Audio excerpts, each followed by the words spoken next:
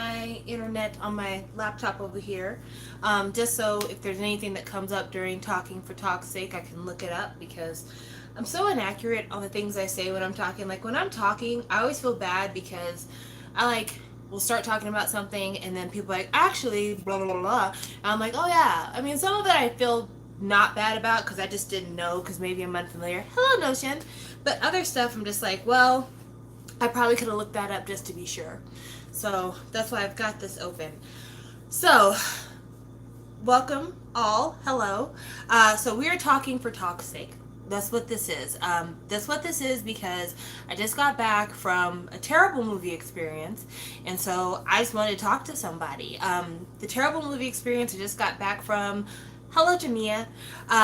I just got back from watching most of Quentin Tarantino's new movie, Once Upon a Time in Hollywood. I want to take my mom to the movies this weekend. I like spending time with my mom where I can, and I'm like, hey, let's go to the movies. Whatever movie you want to watch, we'll watch. And she wanted to watch Once Upon a Time in Hollywood, so because I know she loves Quentin Tarantino movies, I've enjoyed them in the past. I figured this would be a good time, and it's been a long time. Hello, lovely twin twin. It's been a long time, but I walked the fuck out of that movie. And when I say I walked out that movie, I mean I asked them for my money back and they gave me guest passes. That movie was terrible, terrible, terrible, terrible. Now, I didn't watch it to the end, and from what I understand, there's like this huge bloodbath scene at the end of the movie. Fine, whatever, fuck it. But the reason I walked out that movie is because that movie was boring as fuck. It was plotting. There were a bunch of driving scenes that did nothing at all for the plot. It was basically like, oh my gosh, do you remember when Hollywood used to look like this? And I mean, I guess that's something that matters to people in their 50s and their 60s, but I'm 40 and, well, I will be 40 soon. And that means nothing to me. Like, absolutely nothing to me. So it was really difficult for me to get into the story at all. And even my mom, who's in her 60s, was like, yeah, it was cool to see Mannix on television. It was cool to see, certain brands of soda pop and hear songs on the radio. But outside of that, there's nothing really going on with this movie. And even if the whole thing is like all these little vignettes add to the kaleidoscope that is what the final scene is going to be made out of, fuck all that noise. Fuck all that noise. This movie was boring as fuck, and Quentin Tarantino needs to find something else to fuck do with his time besides reimagining historical events to be some type of like amazing best case scenario ending because it's getting old. It's getting old and it's getting played out, and just fuck it. Leave it alone. But anyway, because I had such a bad movie experience, I'm like, you know what? I like to talk to some people, bring my mood up because I'm actually pissed because movies are not cheap. It was like $24 for movie tickets. For 2 movie tickets, it was $24. And that's not even including any kind of food at the concession stand or anything. So, to blow $24 on a movie that I couldn't even finish, that's not my idea of a good time. So, yeah, I was not happy. Luckily, the movie theater gave me some guest passes, though, so I'll be able to go back and watch something I really want to watch. And I think probably what I'm going to go back to watch is The Lion King. But right now, I'm just kind of like, this was some bullshit. I'm not happy, and I refuse to just throw away this money. Somebody needs to do something. This movie is fucking terrible. But anyway, that's the story of my terrible movie experience today, just so y'all know why I'm just like, fuck this noise. And what sucks is that I want to watch Booksmart, but I wanted to watch Booksmart with my daughter. And I don't know if that movie will still be in the theaters by the time she comes back. But ideally, if I could pick any movie at the theater to watch, if I was just like allowed to watch whatever, that's what I would watch. And I might go back and watch it anyway, even without her, because I just want to make sure I see it. But I don't know, I might wait until it comes on streaming and then maybe watch it with her that way. Booksmart is the movie. It's about 2 girls in high school, and I think it's either their senior year or their graduation day. I don't know what it is, but they end up going on like some wild adventure. But it's called Booksmart because the girls are quote unquote book smart, but they've never like lived real life, and so it's the adventure. Hey, hello, Shine. It's the adventure of them kind of going through everything. So that's the reason why I wanted to see it because my daughter, I think in a lot of ways she is book smart, but could use a little bit more common real world smarts. Anyway, I'm digressing. While we're on it though, since we're just digressing, I guess I should talk about K-pop things since you're all here. I haven't wanted to talk about this because honestly, until somebody is convicted with something, I'm actually tired of talking about it. And if you hear the sound of my voice, you probably know what I'm talking about. All Everything having to do with Big Bang and YG and Burning Sun and everything else. So there's been a couple of developments this last week. So that's the reason why it's being brought up now. In the last week, I believe that YG himself is being looked at for prostitution charges relating to this party that Seungri had. Daesung, who we thought had maybe avoided some of the harsh light, it's been found that the building that he owns is a prostitution joint. Like there's multiple prostitution businesses throughout the building, so that's fun. And then it turns out that Treasure Box won't debut because YG's gone, and they don't know what to do with these boys now that YG is gone. As if there are no other employees in that entire fucking building, and no one in that entire fucking building has an idea. Now, I'll talk about Treasure Box first, just because it's really easy for me to talk about since I didn't watch the show. But it has nothing to do with the show, so you don't have to watch the show to talk about this. Treasure Box not debuting has nothing to do with the fact that the staff at YG currently can't come up with ideas for these boys, or they don't know how to direct them now that YG is gone. This is all a part of YG playing the media role of, oh, the company just can't function without me. I guess I'll have to be CEO again. That's exactly what this is. This is more media play. This is more fucking with people's lives and their careers and everything that's important to them, because you want to use it to be able to be like, oh, the company can't survive without me, and I know I fucked up, but I still need to be in the driver's seat because otherwise everything's going to go to a standstill. And I think it's crappy.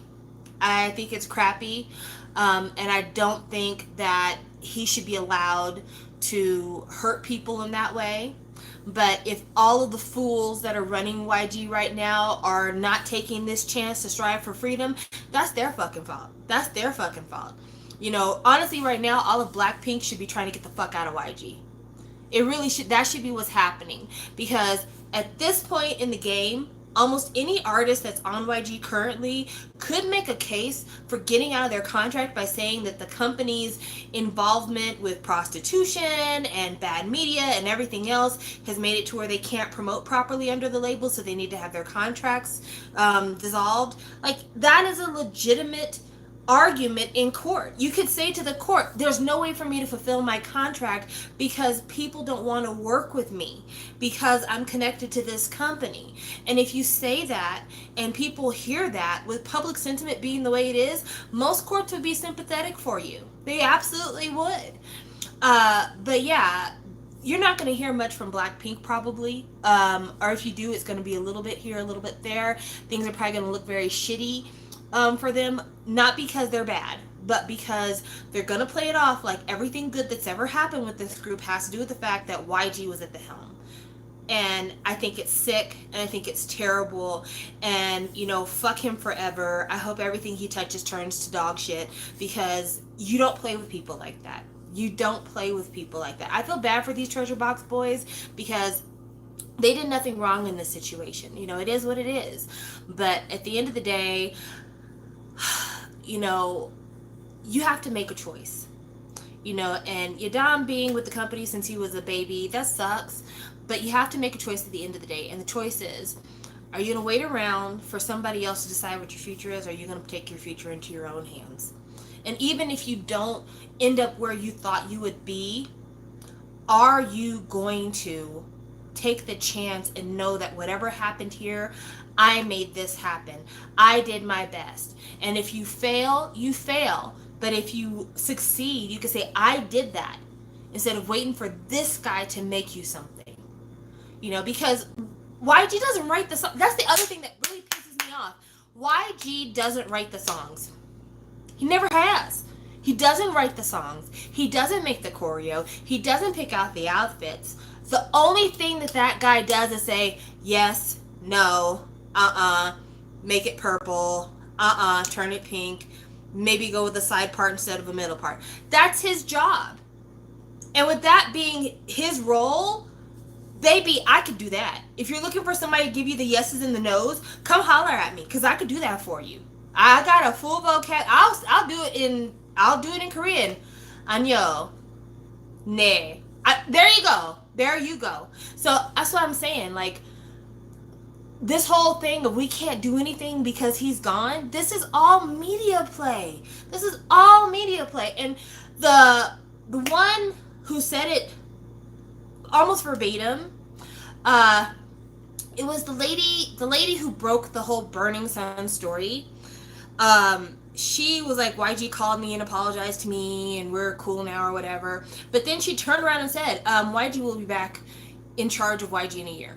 Like, she said it flat out, like, in a year's time, he'll be back being the CEO of that company. And she ain't never lied. She ain't never lied, because they're going to sabotage the careers of all of these different acts to make it seem like the company cannot survive without YG. Which, you know, that's a really shit way to operate your country. Because what if that nigga gets hit by a bus? Then what was YG going to do? Like, these are the questions you have to ask. You know, when Steve Jobs was dying at Apple, they knew where they were going to go next. Like, there were plans in place. There were people that he trusted. There were the ones who were like, okay, we'll steer the ship in this direction. And Apple has continued to succeed. Because in order to have a company that can survive, it has to be able to survive on its own. Like, when the head of the company is sick, infirm, passes away, whatever, the company needs to be able to run itself. And so for this company to only be able to run if one person is involved with it and the whole other thing falls apart, that's really shaky grounds, because anything could happen in this lifetime. Anything could happen in this lifetime. And so, you know, if crossing the street to the courthouse to go to his arraignment, he accidentally gets shot in the heart. If that happens, what are y'all gonna do? Are y'all gonna Frankenstein him, bring him back from the dead, and just zombie him out? Like, it's over. So, with that being said, you can't tell me that these boys can't debut because this one individual is not there, because then you're saying that this company can't survive without this one individual. And while that's great media play for him in terms of trying to get back into power, it's shit for the stockholders. They deserve more. Okay, so now that we've talked about that, let's talk about Daesung.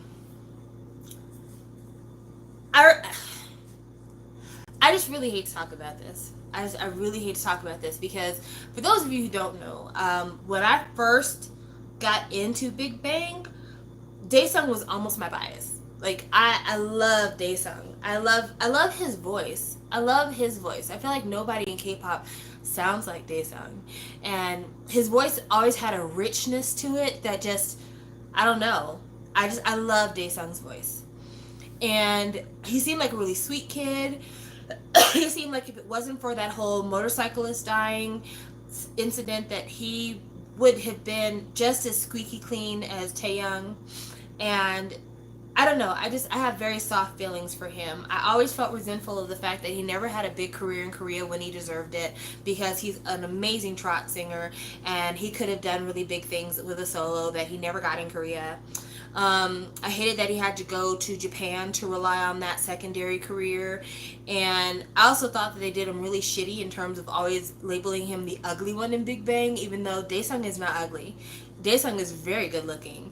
And him and K-Will look a ton alike. And no one ever talks about how ugly K-Will is. So why would they say that Daesung is ugly when those two look like fucking twins? But anyway, Daesung's in the military right now. And him and Taeyang have been doing little concert appearances, stages together in the military. And for the most part, K-netizens have left the two alone. But Daesung's building has been investigated by, I think it might be Dispatch, I'm not sure. But it's been investigated because the elevators in the building don't work. Which is strange, that you would have a multi-story building with non-working elevators. And to put that in perspective for you, I want to say that this building has 8 floors maybe? Let me see here. There's a Soompi article that had a diagram of the building, so I'm going to try to pull that up so I can see how many floors are on this building. Pew, pew, pew, pew, pew. Talk amongst yourselves. I'm going to be right here. Hope this won't take long. Oh, we'll talk about that too. Glad I didn't forget about that because that is important. I'm sorry, I was just talking to myself because there's a thing about produce that I need to make sure that we talk about while we're talking about stuff. And I'm like, oh yeah, gotta make sure I talk about that. Let's see here.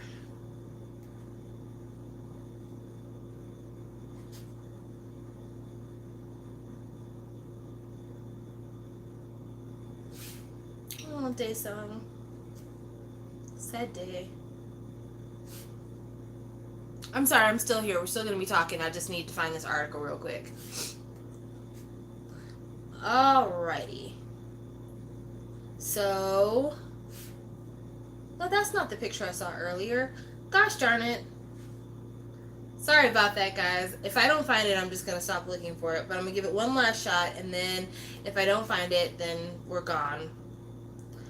Okay, there it is. Okay, this building is in Gangnam, so it's in a really expensive, kind of ritzy part of Seoul. It has 8 floors. Count them out, 8 floors. No working elevator. Now, I live on the 3rd floor of my place, and when I walk up the stairs, when it's just me, occasionally I'm a little bit winded.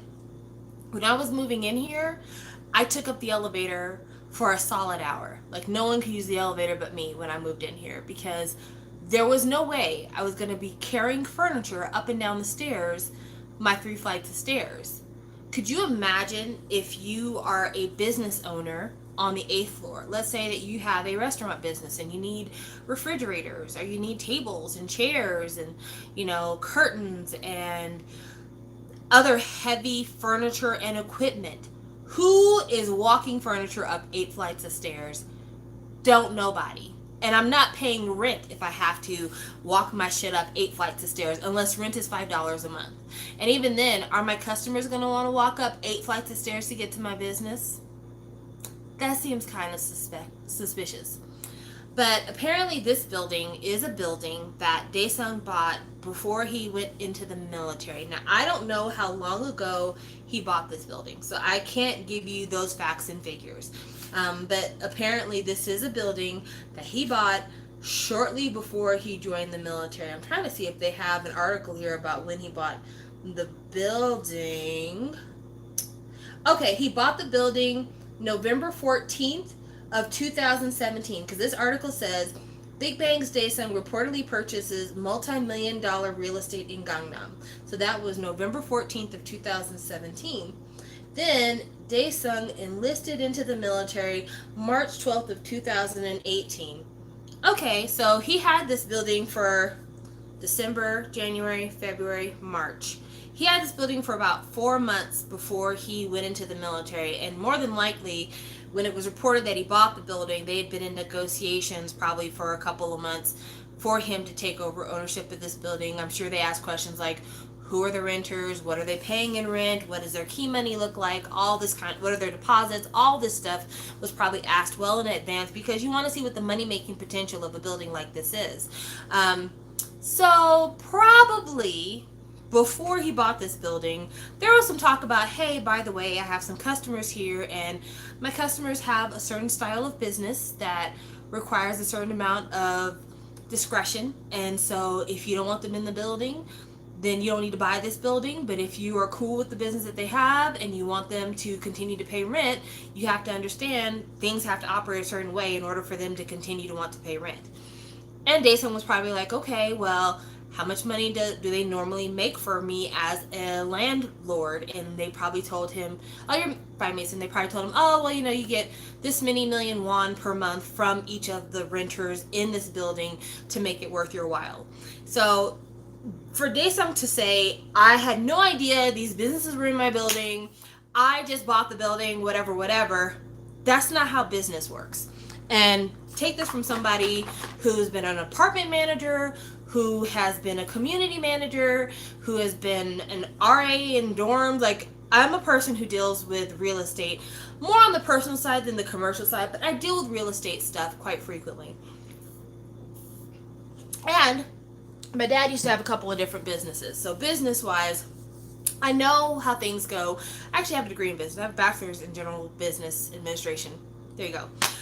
As somebody who knows business, it would make no sense to buy a piece of real estate that's a commercial property. I'm not talking about a home, I'm not talking about a duplex, a commercial property, and not have investigated what the rents are on the current tenants, how many of the current units are being occupied, what the vacancy is, what their key money is, because that's going to be transferred to you in the sale. Like, there's a lot of detail that you get when you take over a business, especially when it has to do with occupants.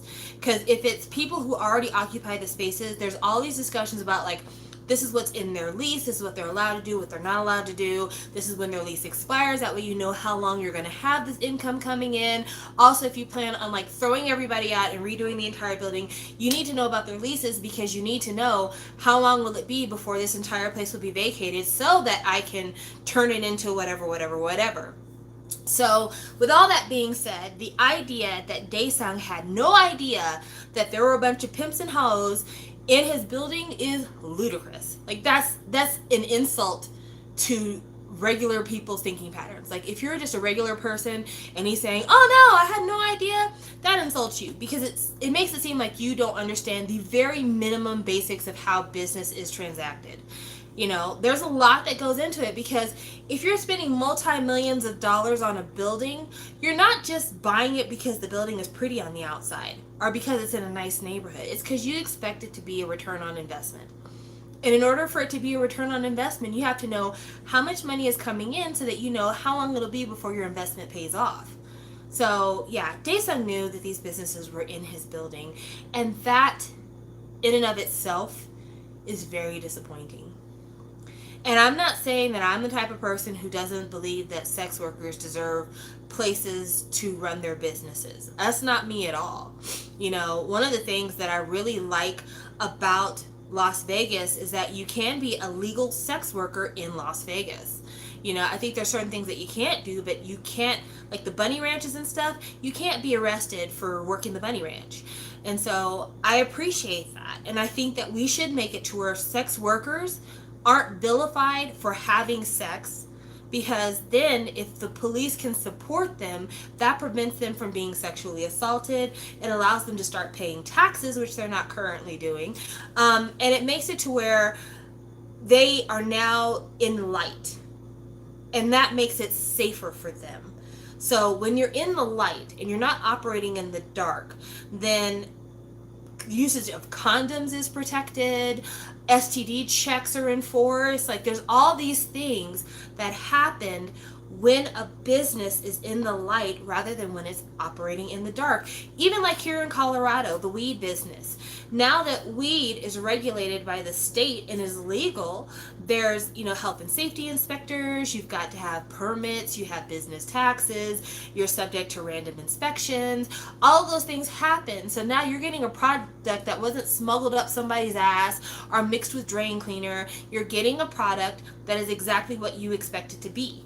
You're getting something that's cleaner, that's packaged better, that has better availability. Like, you're getting a more enjoyable experience flat out. And so I don't have anything against sex workers. But because I don't have anything against sex workers, I have a lot against pimps. Because they prey on women who some have decided voluntarily and some not, that this is the way that they're going to fund their life. You know, whether they're doing it because they didn't have school opportunities, whether they're doing it because they come from bad backgrounds, or whether they're doing it because they just like to fuck. If these women have chosen to go into this field, they know the police are not going to protect them. That the Johns are allowed to lie, abuse them, in some cases rape them, and there will be no criminal consequences for these actions. And the pimps know it too. So the pimps tell the girls, hey, come work for me. I'll protect you, because otherwise you'll have no protection. But I'll protect you at the expense of exploiting you, which that's a contradiction. But they'll say, okay, I'll provide you a safe place with bounty hunter, with, you know, bodyguards and people who break arms, but at the same time, you're going to sleep with a man. I'm going to get 70% and you're going to get 30%. If I feel like letting you know what that 30% actually is, because you're not going to really know what the 100% is. And so, with all that being said, that's what I have a problem with. And that's why having these businesses in Daesung's building is sad to me in terms of my liking him as an idol, because he may not go that in depth with it, but that's where my head is at. And the fact that he allowed that to remain happening in a place that has his name on the deed makes me sad. And I just wanted to say that because I don't think a lot of people really got, why this is a big deal. And it's not about, oh, it's prostitution. It's about human trafficking and human exploitation, sexual exploitation. That's really what it's about. That's what this whole thing is about. And I think that's a lot that people don't understand about the fact that YG is now being caught up in the prostitution stuff, the fact that, people are mad at Seungri for prostitution. A lot of people are like, so what if these women want to sell their bodies? A lot of times it's not completely voluntary. A lot of times they're not given a fair shake. It's not fun and games. It's work. When's the last time that you looked at a 60-year-old man with graying, balding hair, kind of a paunch to his belly, yellowed teeth, wrinkles around his eyes, and thought, damn, that's a hot piece of ass. I just want to sink my teeth into him? When's the last time you thought that? When's the last time some smelly, greasy, stinky, aggressive, impolite man grabbed you by the ass and said, come here, baby, give us a kiss, and you thought, you're speaking my language, daddy? That's a lot of what these people in sex work have to deal with, both male and female. You deal with people who physically you may find the complete opposite of what you want, or you might find people who just have nasty attitudes and won't even give you the basic decency of cleansing their bodies before they expect you to put your mouth on their body. That's what you're really dealing with. All this romance, just because Seungri was getting entertained by prostitutes, that's not the same. And even Seungri, do you think he was whining and dining these prostitutes? No. He hired them the way you would hire, Uber Eats. Like, yes, could you send me one 5'5" brunette, possibly a size 2? I prefer big tits, but not fake tits. If you don't have real big tits, then send me perky, natural, small ones. No big asses, please. I can't handle a big ass. It makes my shit look small. And if she has a blonde friend, like a Russian, preferably. If she's got a Russian friend, please send her on because, them Russian chicks are hot. They got small faces. Anyway, that's my order for tonight. I probably am going to do a 2-hour turnaround. If I need extra, I'll just pay the extra surcharge. No big deal. All right, talk to you later. Bye. That's how that shit goes. It's not, I saw you on the street like Pretty Women and I asked you for directions and you got in my car and then I kept you for a week and then I realized none of that romance shit is what happens. They show up at the door after their pimp has been contacted. They're told to take off their clothes and then they're told what services they're supposed to offer, what costs extra. There's an agreement there, and then it's violations of your mouth, your ass, your vagina, if you're a man, your penis. And yeah, I might want to piss on you. I might want to shit on your chest. I might want you to eat my ass and I didn't wipe beforehand. Like, any of the nastiest shit you could think of, these people are paid to endure it. And that's the real face of this shit. And that's why this whole thing is disgusting. And I don't think that that's talked about enough. I think it's too much. Prostitution in the media is so very prettified and made to look like it's so sweet and so charming and so much fun, when real prostitution, that shit is hard.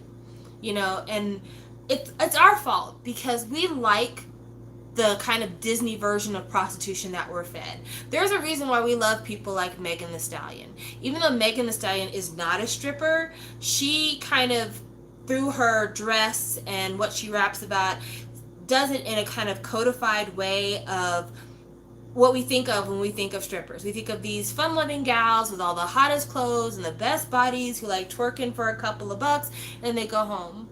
But the real nitty-gritty, nasty, shitty side of prostitution is being on that alleyway on your knees, sucking a dirty dick from somebody who didn't wash and trying to tell them to warn you before they nut in your mouth.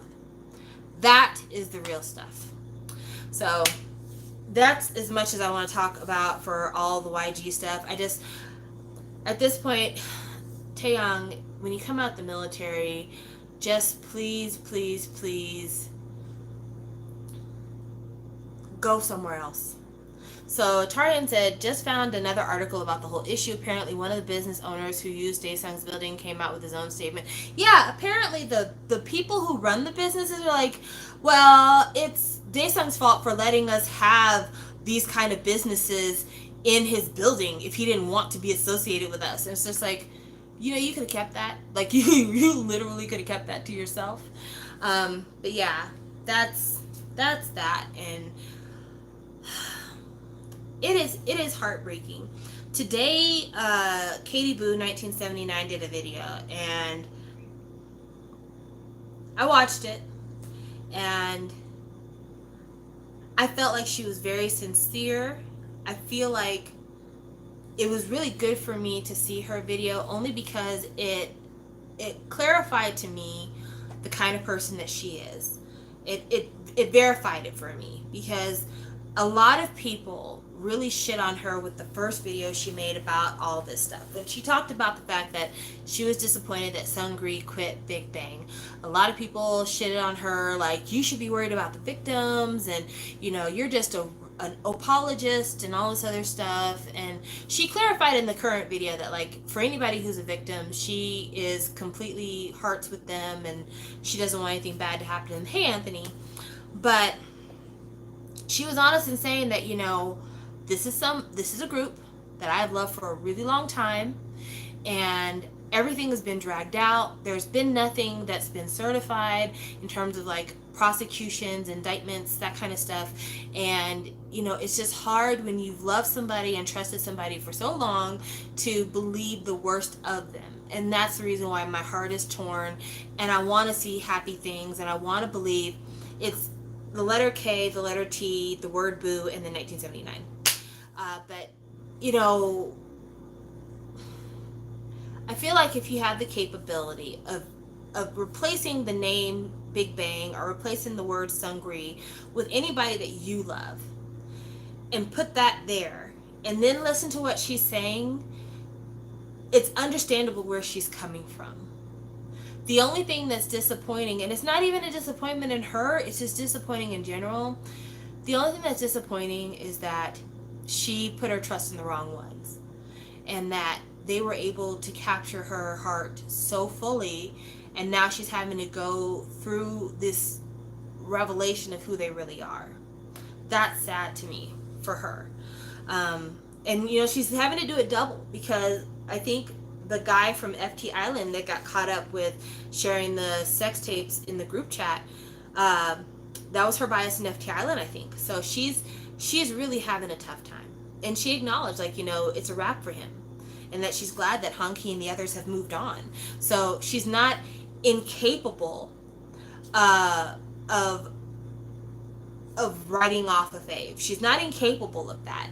But you're talking about not just writing off a fave, but possibly two faves now in the same group. And just, it just sucks. This whole situation sucks. Fuck YG forever. And you know why I put his name when I put him in these scandals is because a lot of these guys learned how to be an idol, how to be successful, how to do all of this business stuff from watching him. There wasn't anyone else in their lives prior to joining YG that they could look to as a model for how to run your business, how to operate in the K-pop industry, anything like that. G-Dragon and Taeyang had been around one time, and other YG artists when they were little, but they looked up to YG, Papa YG, just as much. And he is the one who reinforced the idea that I can make your problems disappear. So there's no limit to what you can do. And on the one hand, it's really nice to have that comfort, to have somebody say, no matter how you fuck up, I got you. Like, don't we all wish we had that in life? Don't we all wish we had somebody in our lives that said, you know what? No matter how you fuck up in this life, I got you. You'll always have a safe place to land.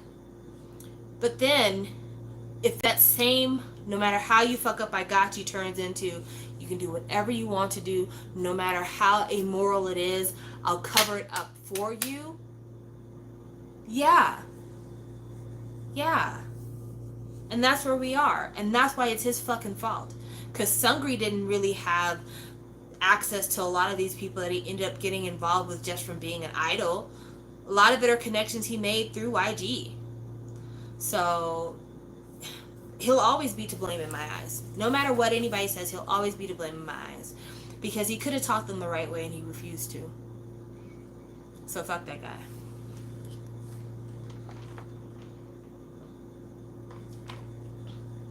Alright. I think I've talked enough about YG now. Let's have some produce talk.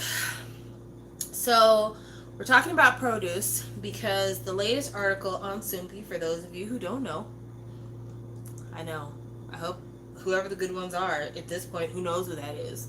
The reason why we're talking about produce is because the police have come out and said that they're going to start investigating the votes for produce. According to what it says here, the police are investigating the votes for produce because there's enough public outcry for it. And I have to just say, I'm shocked and amazed. I knew that Jin Yuk had support. I had no idea he had so much support that they would be willing to launch an investigation to see what the hell happened with produce. But I'm not mad at it. I'm not mad at it at all. So, excuse me, I burped. I'm going to go to the article that talks about it because it's easier to kind of talk about it when the article's right here. So, there you go. It says, the police have begun their investigation into whether the vote counts for the Produce X-101 were manipulated. On July 27th, the Seoul Metropolitan Police Agency's cyber investigation team stated they had received a written request for investigation from Mnet, and they have begun their internal investigation into Produce X-101.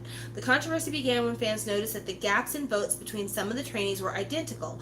Mnet denied any manipulation of votes, but on July 24th, they released a statement saying that while the rankings were correct, there were errors in the process of calculating and relating the total number of individual votes.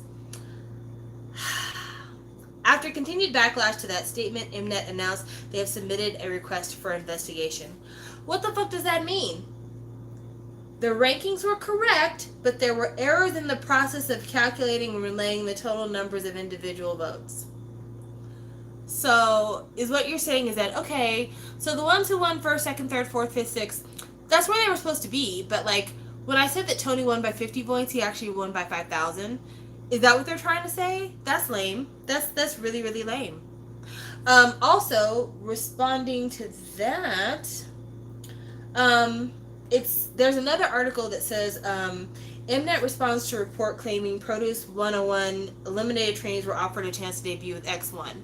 So that one right there, of course the police are, you know why the police are busy doing the X1 thing instead of dealing with YG is because Mnet probably isn't paying them as much as YG has over the years.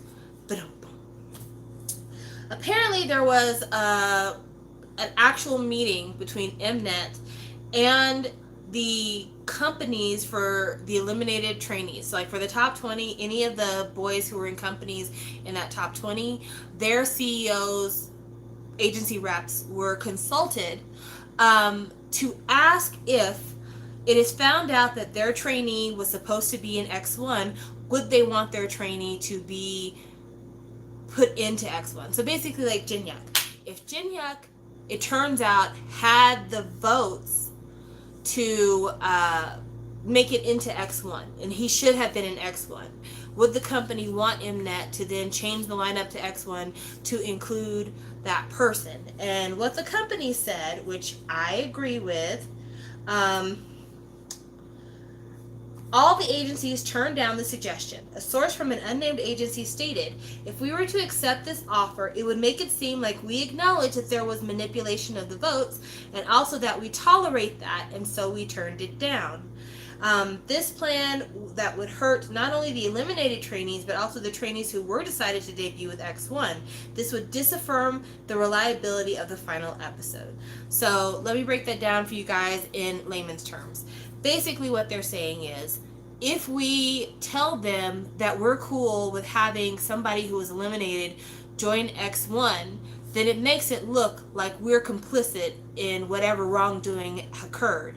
And we don't want our names in your mouth when it comes to this. Leave us out of that, because if you are found out to be doing some shady shit, we don't want to seem like we were in cahoots.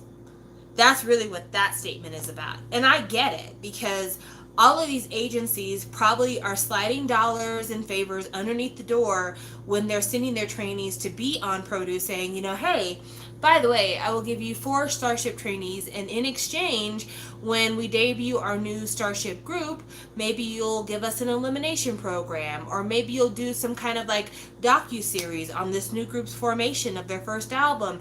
That's the type of thing that happens. It's tit for tat. And so, no, none of these different agencies are going to be like, oh yeah, you wronged our trainee and you really robbed him of an opportunity, and make sure you make that right for them. These agencies could give a fuck about one trainee. What they care about is the future of their company. And Mnet is a huge broadcasting agency.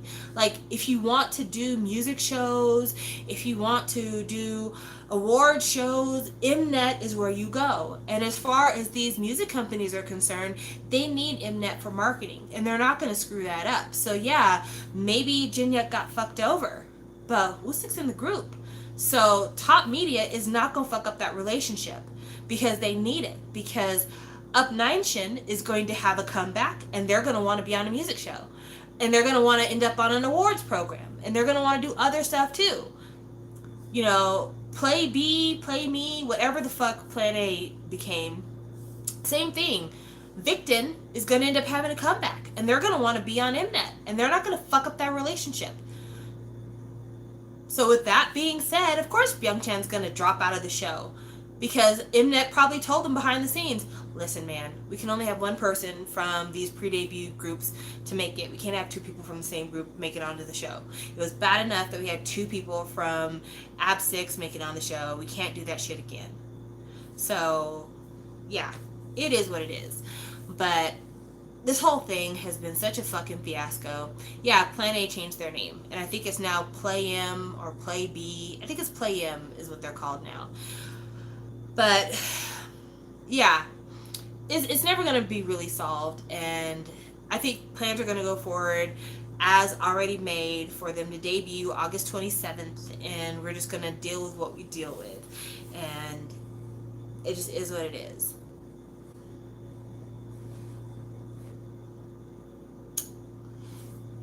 And then also, I read an article about Jellyfish and By9. So, on July 4th, Joy News 24 released a report stating that Produce X101 spinoff group By9 may become a reality. And By9 is basically the other 9 boys who did not make it into the group. And it says an industry source stated to Joy News that By9 has been confirmed to debut through a collaboration between CJ E&M and Jellyfish Entertainment. The heads of each agency will gather soon to discuss By9's debut. However, a source for Jellyfish said, "We are taken aback by the fact that there is a report about our management of the group when the decision on By9 has not been made yet." And CJ E&M said nothing has been decided regarding the launch of the spinoff group, which basically that's talk for we're still negotiating with everybody else's agencies. And I know you're probably like, where did you spin that into there? The reason why I'm seeing that in this is because if there was no truth to this, then they would say, we have not been negotiating. But the fact that CJ&M is saying nothing has been decided regarding the launch of the spinoff group, or when the decision on By9 has not yet been made, that means people are talking about it. And it's becoming more and more likely to be a real thing. And honestly, I'm not saying that I want to By9. I'm not saying that at all, because I don't, honestly. But I think this could be a really good thing for Produce. I think this could be a really good thing for Produce because in upcoming seasons, I think people have a lot less anxiety about the final show, but also people will start having a competition after the show is over, which they haven't had before. So imagine this, setting the scene, Italy, 1927. Just kidding. I'm not Sophia Petrelli. But picture this. You have a finale. Some of the highest ranked trainees in your finale of Produce don't make it into the main Mnet group. So then you have this group of leftovers that includes some like super high ranking people. They debut nearly the same time. Fans of people who didn't make the main group, fans of people who made the main group are buying albums in competition to see whose debut is going to be the biggest. Like, I could see that making something to where people benefit out of that arrangement. So if this By9 thing actually happens, this could be the start of like feuding debut groups when it comes to Produce. And that might be a good thing in terms of album sales for X1 and for By9. But I don't want to see By9. Like, as much as people like Jinyuk, and I'm sure that they do, and he seems like a good kid, I don't think that there's enough support pieces in a By9 for that to be a good option. Because there are some weak links. Fuck, Mingyu is in By9. If By9 is a real thing, Mingyu is in By9. And that kid's not ready. I've already said it. I've already ranted about it. He's not ready. But yeah, the only thing that hasn't been decided is whether these other companies are going to sign off on having their trainees actually join By9, or if they're going to bring them back home and put them in the groups that they've already formed for them previously. That's the only thing that's really being discussed right now, is how to work out these management contracts. Are they going to try to do something similar to what Mnet is offering? Are they going to be for a shorter period of time? So we'll see. So K-Up says, wouldn't that get people less excited for future seasons if all the boys end up in a group and not just a few? I don't think so, because people were still excited about all the people who didn't make the main group for Produce season 2, or the first season of Produce. Shy Baby says, I think something like that can be a good idea, but it all depends on the actual trainees and how good they are. Yeah, true. So we'll see what happens, but I feel like this By9 thing's not going away. Musical Century says, I want Jinyuk and Yuvin to go back to their groups. If they choose other members from the season like Suwon, Hyup, and Hyunbin. I think that Suwon definitely deserves to be in somebody's group. I don't see him as a solo star necessarily. I mean, I think he's talented enough to do it if he wanted to do it. Don't get me wrong. But the reason I say I don't see him as a solo star is because Korea didn't see him as a solo star. But I think him in the context of like a really good group, I think he'd be amazing. I think he'd be really, really good. I'm sorry to interrupt, but can we please discuss about this hip-hop K-drama? I saw an article about it and I was like, what? Oh, okay. Let me pull up the article for that because I saw that as well. And I have thoughts. I have feelings. Let's see here. How far back do I have? No, don't do that. I was just right there. What did you do? Sorry. My keypad is very sensitive and it likes to jump back and forth without my permission.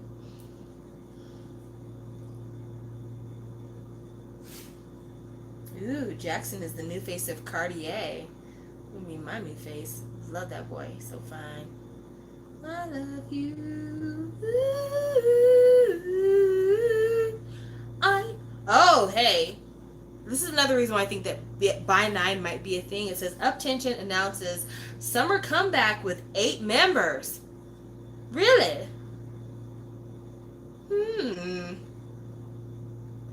Okay, regarding Lee Jin-hyuk, the agency commented, it was decided that it will be too difficult for Jin-hyuk to immediately participate in activities for Up Tension's new album as soon as the program ended.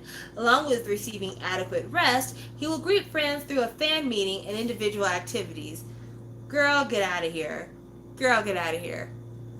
I honestly think we need more Chungas, lol. There are barely any solo stars anymore in K-pop, and it would be cool if shows like Produce were able to split into various acts.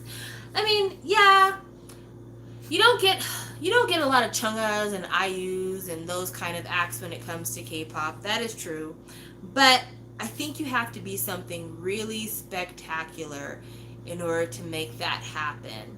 Like, okay, real talk, some of y'all are not gonna like this, but I'm not a big fan of Kang Daniel's solo. I listened to the single, and it's a decent.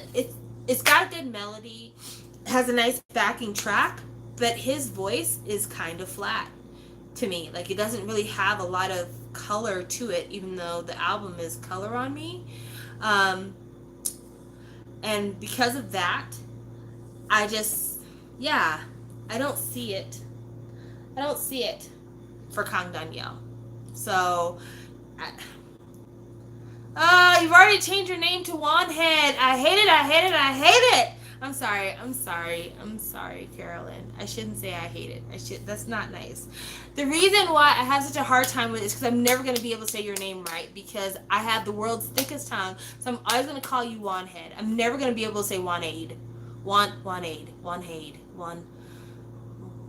Is it like lemonade? Wanade?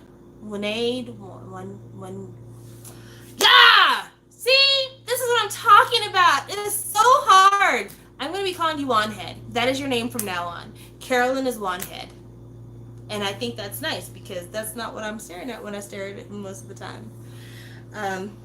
Mason, she did a whole video on why she changed her name. And she did it, there's a video about her alts, and that's where she talked about the name change.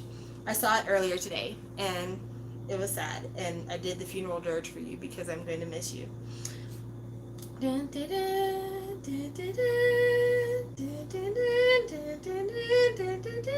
Okay, so I finally found the article. It took a little while of me finding it, but here it goes. Hip-hop drama starring Hoya, Shin Wonho, Nayeon, and Han Hyun-min shares premiere date and photos. And this shit is tragic as hell. I saw your comment on that video, Sam, and it made me sad. I didn't mean to make you sad. I wasn't trying to make you sad. I wasn't trying to make you sad. I'm sorry. You know, I love you. Like, it took forever for me to... the other day, I said May, and I didn't mean to. It took me forever to call you Carolyn. And it's really weird that it took me forever to call you Carolyn, because I have two very specific reasons for remembering that your name is Carolyn. The first being that my second child, who was stillborn, her name is Carolyn, and my favorite aunt, who passed away like 18 years ago, her name was Carolyn. So I should have known that your name was Carolyn and like been okay with it, and it should have been a part of my psyche forever. But I still have a really hard time saying Carolyn. And what's even harder with that is that your name is spelled exactly how their name is spelled, with the Y at the end. And so it's just like, come on, Carolyn. Why can't I get this in my fucking head? But I digress. Just saying. It was already a hard enough mental leap to get there, and now with Wanhead, it's just Wanade. See? I'm trying. I really am trying. And I'm trying because at the end of the day, it doesn't matter how I feel about your name. What matters is that you like this name. This name makes you feel more confident. It makes you feel better. It resolves something that you've been unhappy with for a long time. And just like somebody's pronouns, I should call you what you want to be called. So I apologize for being an asshole, but I'm working on it. I promise you I'm working on it. I really, really am. All right, so back to the hip-opera. Oh, sorry, this is not Carmen starring Beyonce. Okay, so this hip-hop drama is going to be called Hip Hop King. That is the literal title. Oh, so embarrassing. Hip Hop King. I don't like it. I don't like it at all. And they share photos of the cast. It says Hip Hop King. They'll tell the story of the world and culture of hip hop and the youth who grew up through hip hop music. The leads have been confirmed, so it's already got that. I'm concerned about what the world of hip hop means to Korea, because maybe the rest of you don't remember when Bobby told us that hip hop means not taking a shower. So,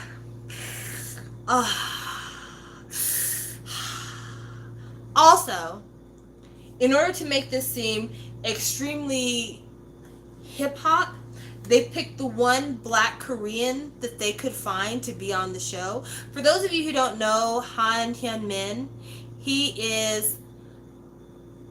How did Bobby not know Eminem was white? Oh, Bobby. Anyway, Han Hyun Min is a model, and he. You know what? I always have time for you. Han Hyun Min is a model, and he has a Korean mother and a black father. Yeah, this has got to be pre-filmed. He's got a Korean mother and a black father, and his father is not African American. His father is actually African, as far as I can remember. Like, if my memory serves me correct. And this poor baby, I would love you to Google his name. So I'm gonna Google before I show you the pictures from the set. I'm going to Google his name, and I'm going to show you an image from him from the way that Korean stylists, he has an African father. Korean stylists have styled him in the past. And good Lord. So, I don't know if you can see it. That's one of the beautiful hairstyles that he's been fitted out with by Korean stylists, because they can't get his fucking hair right ever. Let's see if I can get a picture of his beautiful makeup, because he's had some great makeup looks in the past. Let's see here. Oh, this was a great one. So this is a picture of him and Daehui from... Oh no, where'd he go? What? Okay, sorry, my computer's being weird. This is a picture of Daehui and Hyunmin, and I don't know if somebody was like, I'm only buying one foundation, so y'all need to choose. But this is the photograph. Hopefully you guys can see here. Can you see how fucking ashy he looks? Can y'all see that? He looks like fucking Casper the Friendly Ghost. Like, when it comes to this poor child, Korea didn't know what the fuck to do with his hair. They don't know what the fuck to do with his makeup. Yes, the white BB cream. They just don't know what the hell to do with him at all. And I feel bad for him. Like, I really do, because he's a good looking kid. Like, features wise, he's a good looking kid.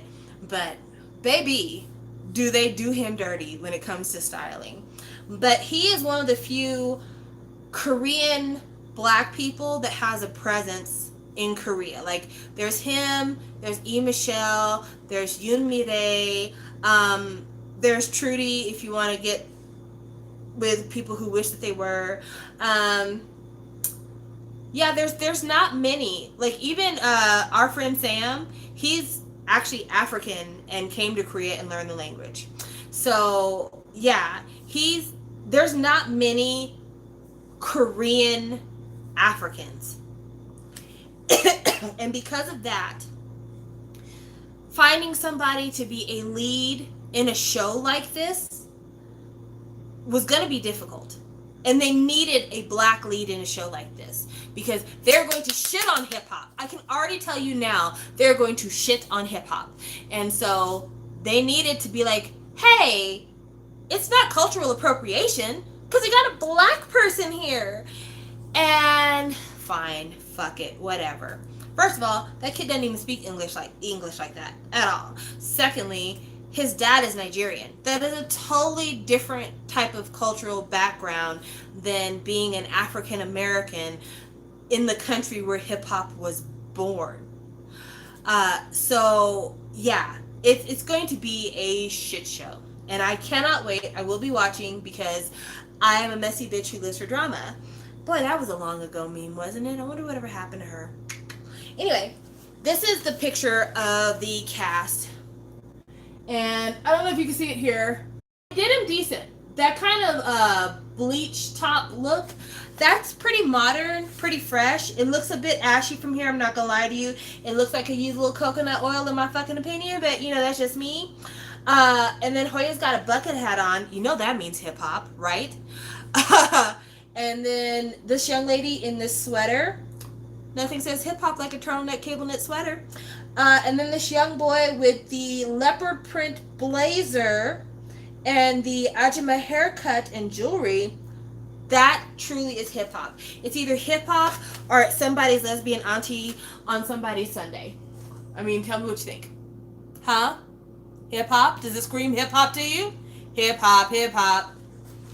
So, yeah, I'm going to watch just because I want to get in the lulls. And I'm not ashamed to say it.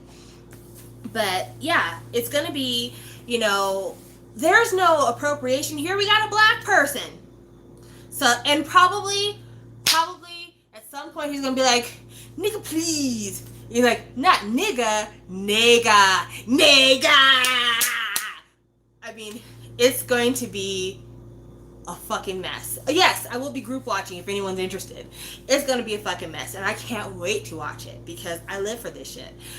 But, I mean, my hope is that Hoya, being a halfway decent actor, will be good. I hope that Hoya, being a halfway decent actor, will be good. I hope that it will be rapping, because for some reason hip-hop in Korea also means singing, which I don't understand. Like, Kang Daniel's single was considered a hip-hop single, and I don't get it. You have to look at the article because it's about the life of young people who grew up with hip-hop, which says nothing to me. But yeah, I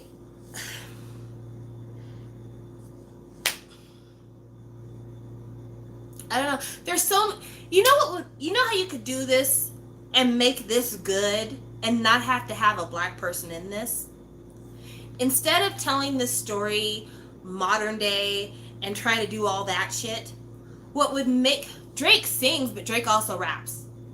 And Drake is a rapper because he raps.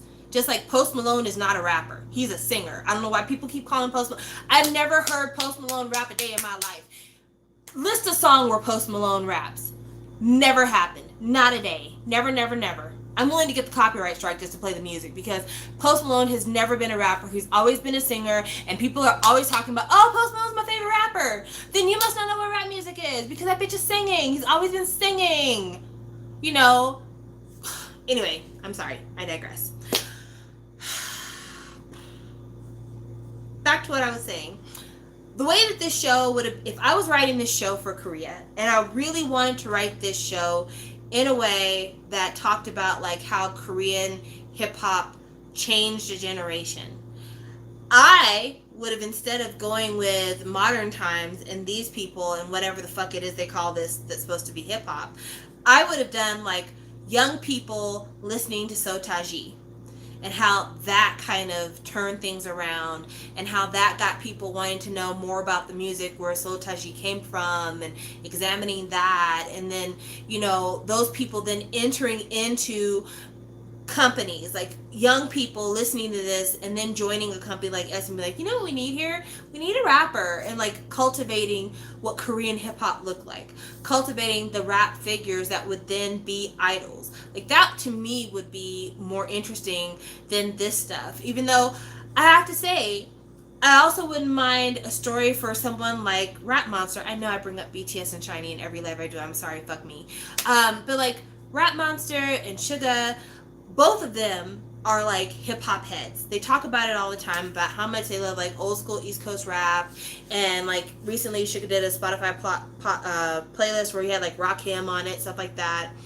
And definitely having those people talk about, what it is about hip hop that caught their eye, when it was they first realized that hip hop could be for them in Korea, the impact that people like Epic High had on them, stuff like that. Like that'd be really cool. And like if this show has conversations where different characters are talking about, I remember my first Epic High concert, or, Drunken Tiger showed up to my high school when I was younger, things like that, that would be really cool. If this show plays a lot of like early Korean hip hop that maybe K-pop fans know nothing about, but that's sentimental to Korean people, that would be amazing. And that would be something I would be really interested in seeing.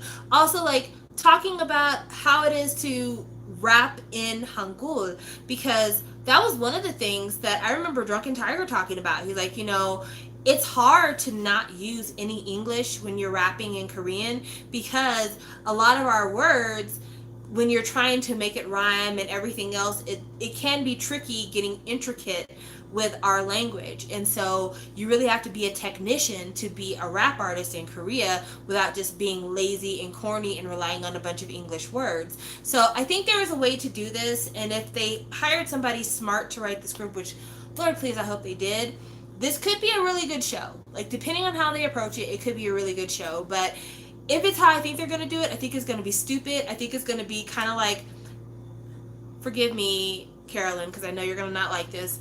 Based on Hoya's involvement, I think this is going to be like the Korean version of like Step It Up, or what was the one that Channing Tatum was in? Was it called Step It Up? What is the name of that thing? Anybody? Do y'all remember what it is?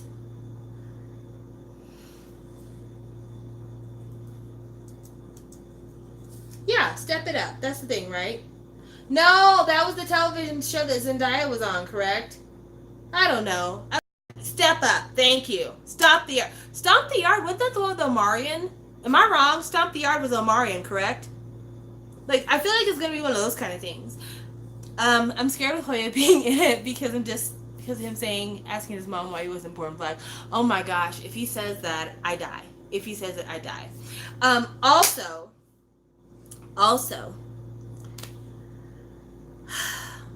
I don't want anything having to do with gangsters in this movie. Like real life gangsters. Please don't do that.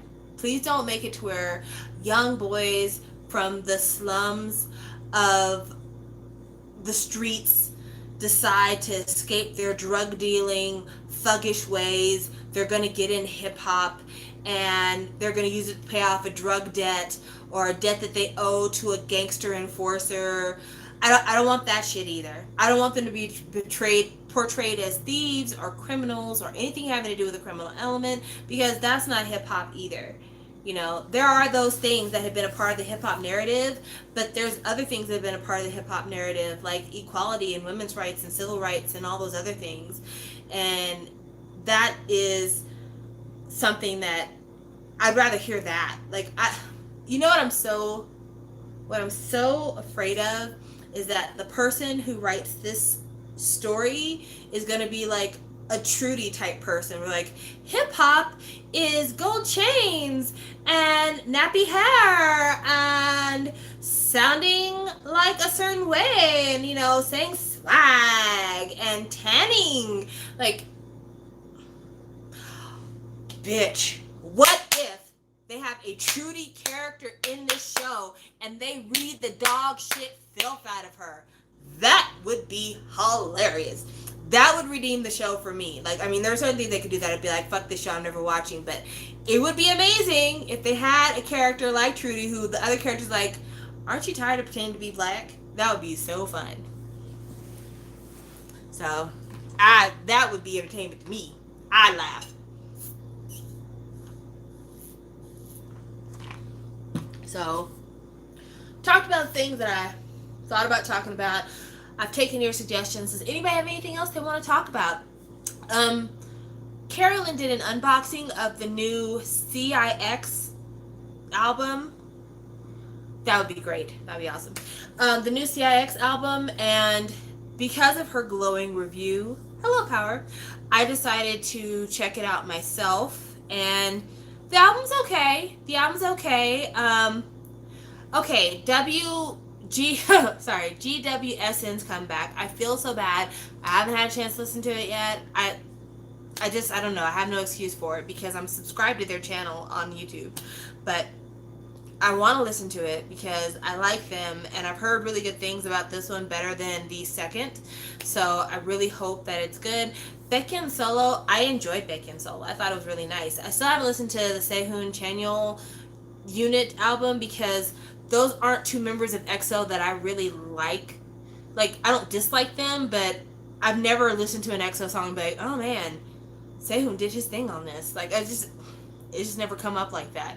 So I didn't have really high hopes about their project, and I still haven't listened to it. So, I mean, I hope it's good. It probably is good. I mean, I'm not saying that it's gonna be bad. Just I don't know. I haven't listened to it. Um, but yeah, I've just been out here. Just been out here. I don't know how to describe it. I've just been out here. But GWSN, I'm probably gonna end up buying their album soon because because I like them and I need to. But I spent a bit of money the other day, so I'm probably not gonna buy anything new until next month because I bought something that Alondra had on her channel that I was extremely jealous about. And I'm like, you know what? I'm just going to bite the bullet. I'm going to buy this fucking thing because I'm not going to be able to live my life without it. So I was on eBay and I saw somebody had a listing for the digital single for Crush's Oasis. And I love that song. It is my favorite release. Those two songs, You and I and Oasis, it is my favorite release that Crush has ever had. And I love a lot of things by Crush, but that particular single is like God tier Crush. And so I found a listing for it on eBay for, how much did I pay for that? Oh shit, $57, and that includes shipping. And I paid it. And it is the most expensive single I have ever purchased when it comes to my K-pop purchasing. I felt really bad buying it initially because I'm like, fuck, man, that's a whole lot of money. And it's not even a signed copy. But Crush is somebody who I enjoy immensely. And if you've watched my channel over the years, he has been very important to me. And I talked about him a lot. And so there's really only two singles I would have been willing to spend that kind of money on. The single for Oasis that has You and I love it because it is like, it's everything, you know. And then I would have spent that similar money for the single for Sofa because Sofa is his best, well, not best, but it's his prettiest song, you know. So I really like Sofa. Sofa is probably one of his most timeless songs in my opinion. So like Sofa, I would have paid the similar price for. Oasis, I paid what I paid and it hurt in the moment, but now I don't regret a penny that I spent. And if I could, I would get the Just single because I fucking love that song. That song speaks my life.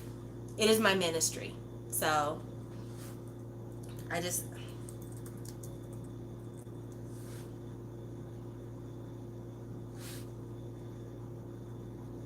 Girl, I said Just. Sorry, that was the wrong one. I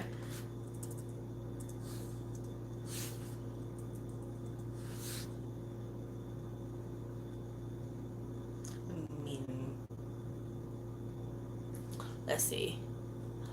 I spent $35 on Donghae's cover of Mr. Simple. That's a lot of money, but you know, if it's what you want, then that's the thing. Like, if it's what you want, then fuck it. Buy what you want. You know, why not buy what you want? Because at the end of the day, that's your money. That's your money. So why are we worried about what other people have to say about it? Because it's your money. It's your fucking money. Sorry, let's see. Sorry, it's taking me a minute. I'm looking for something. Leave me alone. I'm gonna get it. Leave me alone. Leave me alone. Leave me alone. Bittersweet. There you go. Oh my gosh. Okay. Okay, so yeah. I would actually, to be honest, I would probably spend a lot. Bittersweet, Sofa, those are the only two other singles that I would have purchased, that I would have paid big money for. The rest of them I wouldn't have paid that much. Girl, do you even want to know how much I paid? Girl, I was going to talk to you about that. Bittersweet, thank you. Bittersweet, Sofa, and Oasis are the singles that I want the most. I have not seen the other ones available for sale, which is why I haven't bought them, because I didn't even know that was an option, honestly. But if I could spend the money, I would probably spend up to $100 on Bittersweet. To be quite honest with you, I probably would spend close to $100 for that. Sofa, I probably would spend up to 70 for Sofa. So there you go. Someone mentioned NCT Dreams Comeback, and it was everything. I'm not even a fan of that unit, but they did the damn thing. I like the song Boom. I really do. I like the song. And if you know me, you know I never listened to NCT Dream. I didn't listen to We Go Up. I don't listen to NCT Dream because they're children, and it's not my style. It wasn't my style back when they were doing chewing gum and rolling around on Heelys. It wasn't my thing. But then when they like grew up and decided they wanted to be sexy, I was like, no, you guys are children. Leave me alone. So actually what I did is I played Boom on another tab, and I didn't watch the video because I did not even want to look at them. But I do like the song. I thought the song was really good. Let's see. Girl, you don't even know what to pay for promo albums. I spent that for a card. Biggest regret. Okay, so first, I need to talk to Alondra because I went crazy trying to figure out how much you spent, where you got that BB Nabi single. Because I'm like, okay, if BB's single, mini album, whatever, is on the table, I want it too. Because I've talked on my live about how much I like the song. Girl, I only saw one promo for it, and that bitch was $99. It was $999.99. And if you got it from the same person that I saw that had on eBay, you are a fucking mad lady, because I like that single. Don't get me wrong, but I don't like it for $1,000. No. But yeah, I saw that and I'm like, God damn. Okay. We're serious out in this bitch. We're serious. I get it. But yeah. That one was like, whoo, bitch. Whoo wee. So, physicals, promo singles are great to get because they're rarities. They're fun. My biggest K-pop buying regrets, I have a couple. I regret buying the M and the A in the Maid series for obvious reasons, because if bitch I had known they were going to repeat the songs, I never would have bought the first ones. And also because in my A, I got this thing, which was so fucking infuriating. And I get that, that was basically GD's teaser of Bang Bang Bang, but at the same time it was like, a fucking hand? Are you serious? Are you fucking serious? The photo card is a fucking hand? Oh, I was so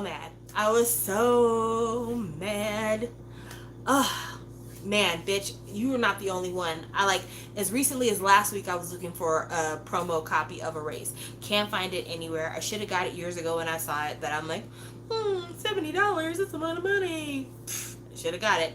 But anyway, that was one of my biggest regrets in terms of buying, because that was just bullshit, flat out.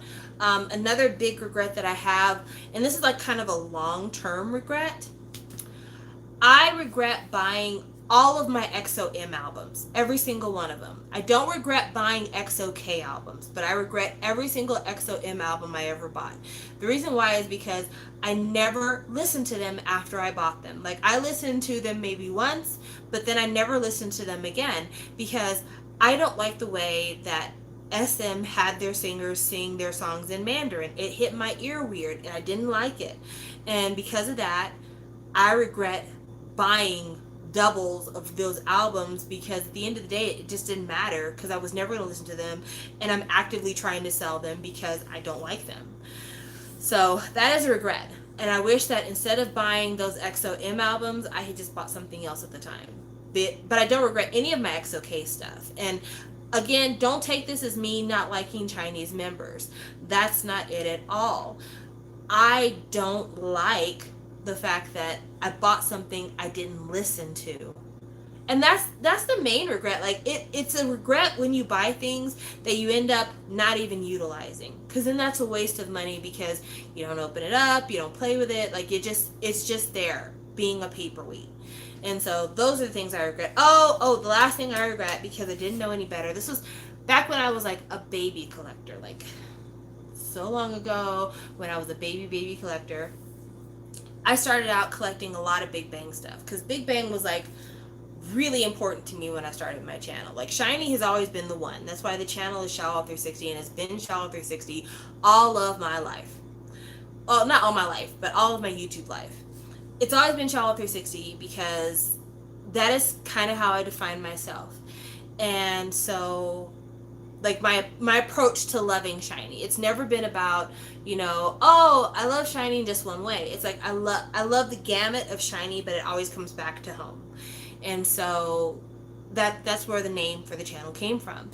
But Big Bang was super important. And if you go way back in my channel, you can see a lot of Big Bang collecting that I did, things that I ended up selling later on to people that I knew would give it a better home than me. But there is a single by GD and Top. It's the whole like GD and Top play album, that project. And when that project first came out, it came out with multiple bunny rabbit covers that looked like the Playboy bunny. And the Playboy Corporation sued YG for copyright infringement. And so successive copies of that album have had this kind of heart-shaped GD Top logo on it. And because of that, the bunny rabbit ones, they went out of print and they weren't easy to find when I was first collecting.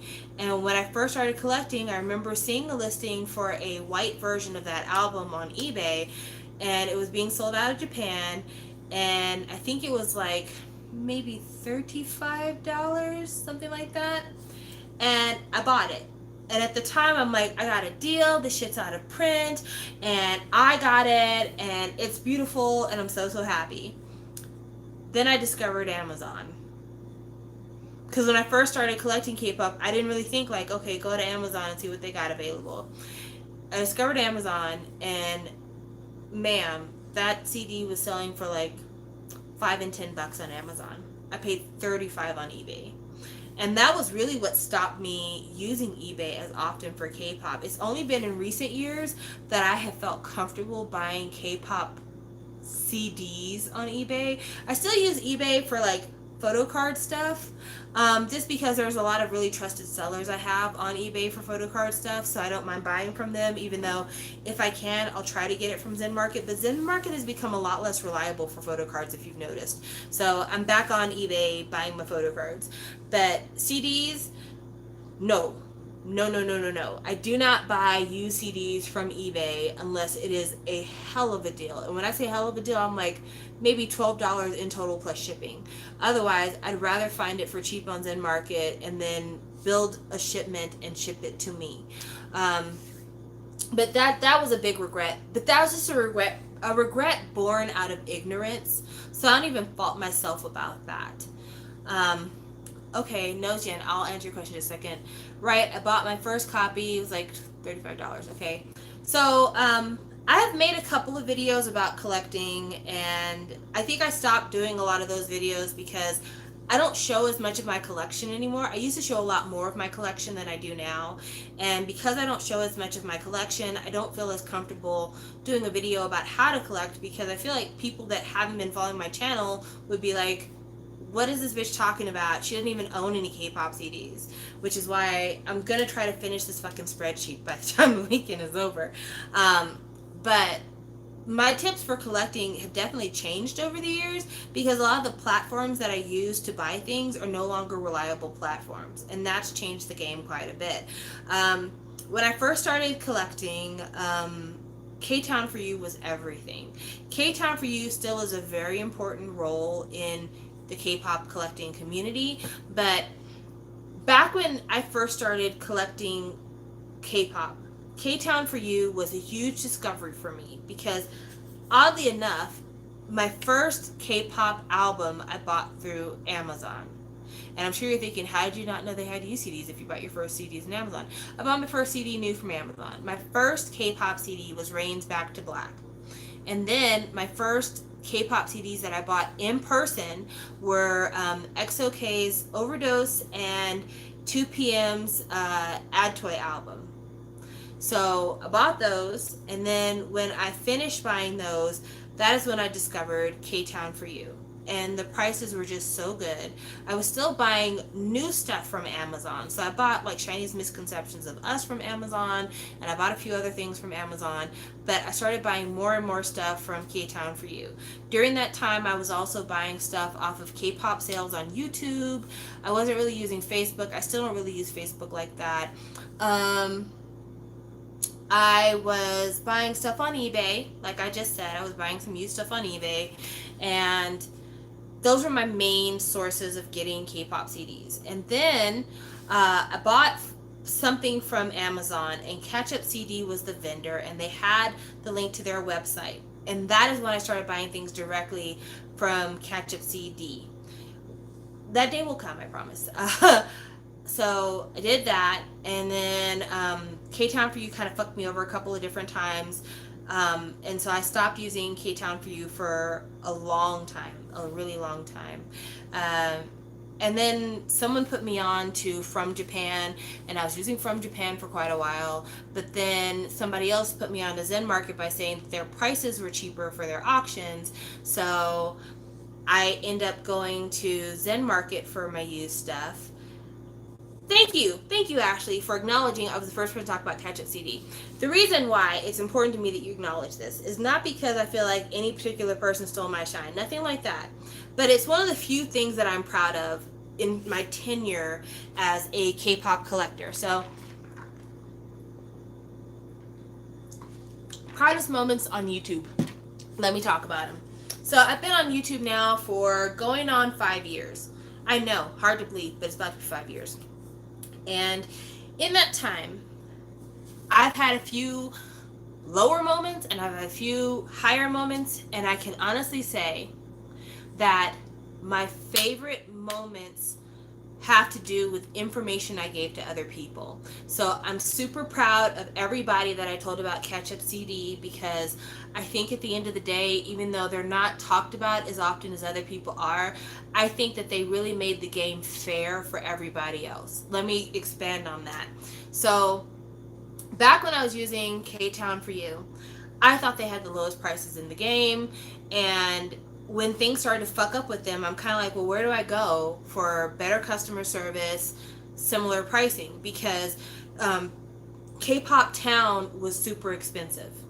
And I think there was another one called K-Pop, not K-Pop Mall, it might have been K-Pop Mall, I can't remember now. But they were super expensive. And I was like, okay, well, I want to pay K-Town for You prices. I don't want K-Town for You's customer service. Who do I go to? Who do I run to share this empty space?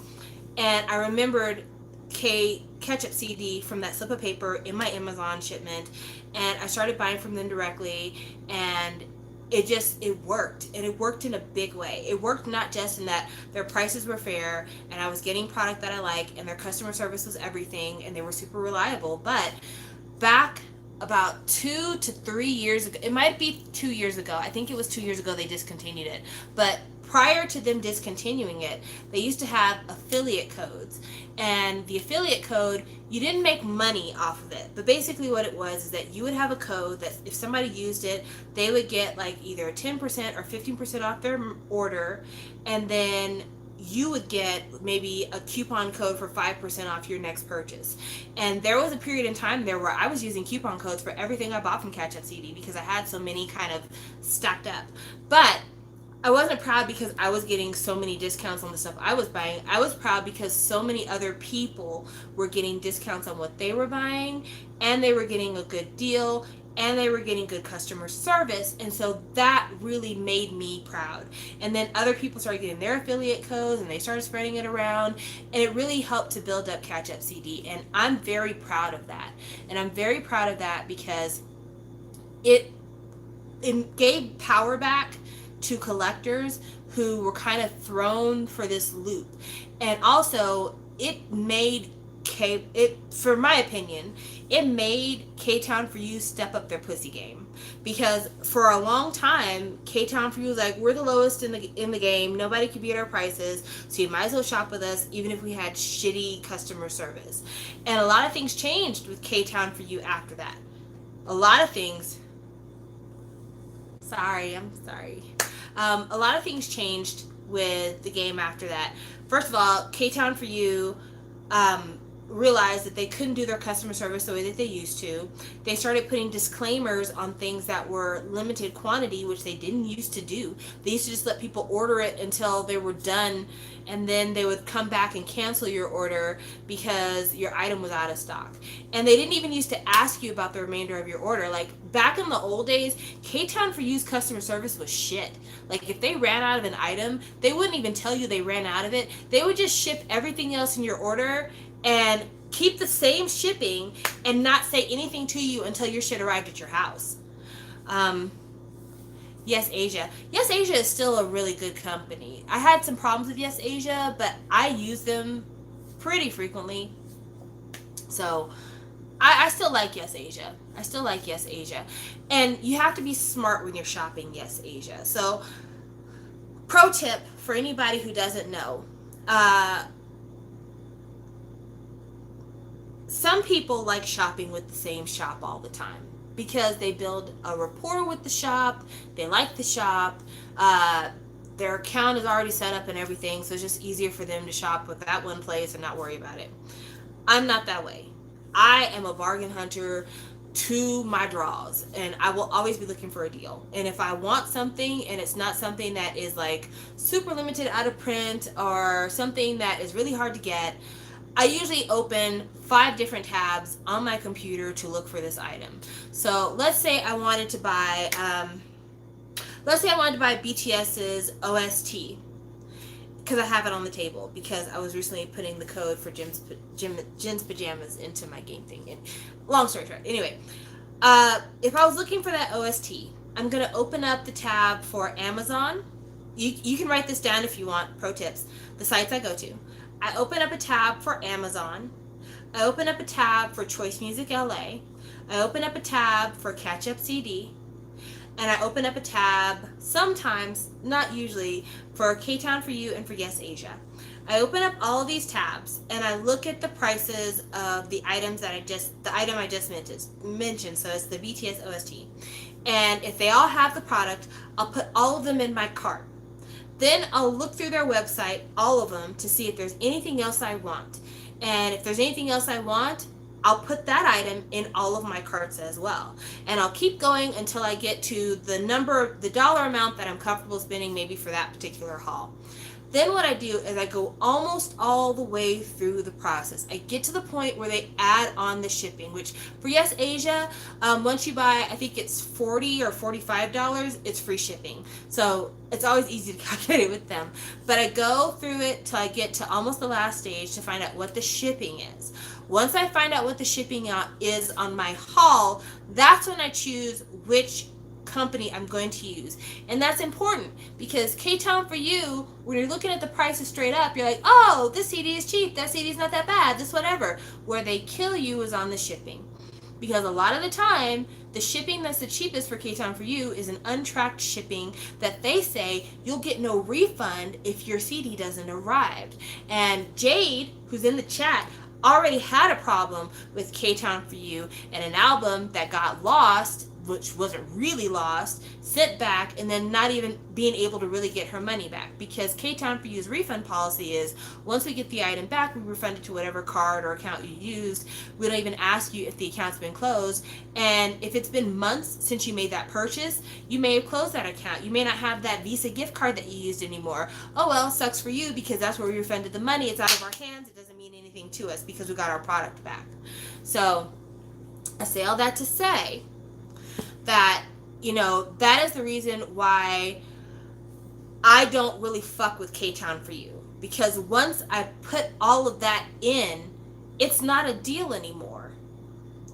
I have checked out Music Korea. I've actually purchased things from Music Korea. I did a video about buying from Music Korea. Actually, if you go on my channel, there's a video that I did about Music Korea where I bought a used copy of the 365 So Fresh album. And so, yeah. I have reviewed Music Korea before. I like Music Korea, but I have the same complaint with them that I have with certain other vendors. once you add the shipping, sometimes it's not reasonable. Like if I'm buying one item with Music Korea and I'm doing maybe this cheapest shipped tracking, it might be okay. But the minute I hit 3, I don't know what happens, but all of a sudden it jumps to EMS and the cheap shipping is no longer even a factor. And when that happens, I'm not able to save any money because now I'm on EMS shipping. And I know there's a lot of people on here who they want their stuff as fast as possible. That's not me. I want my stuff on a slow boat to China because it's going to be cheaper. And so I tend to go with whatever the cheapest tracked shipping is.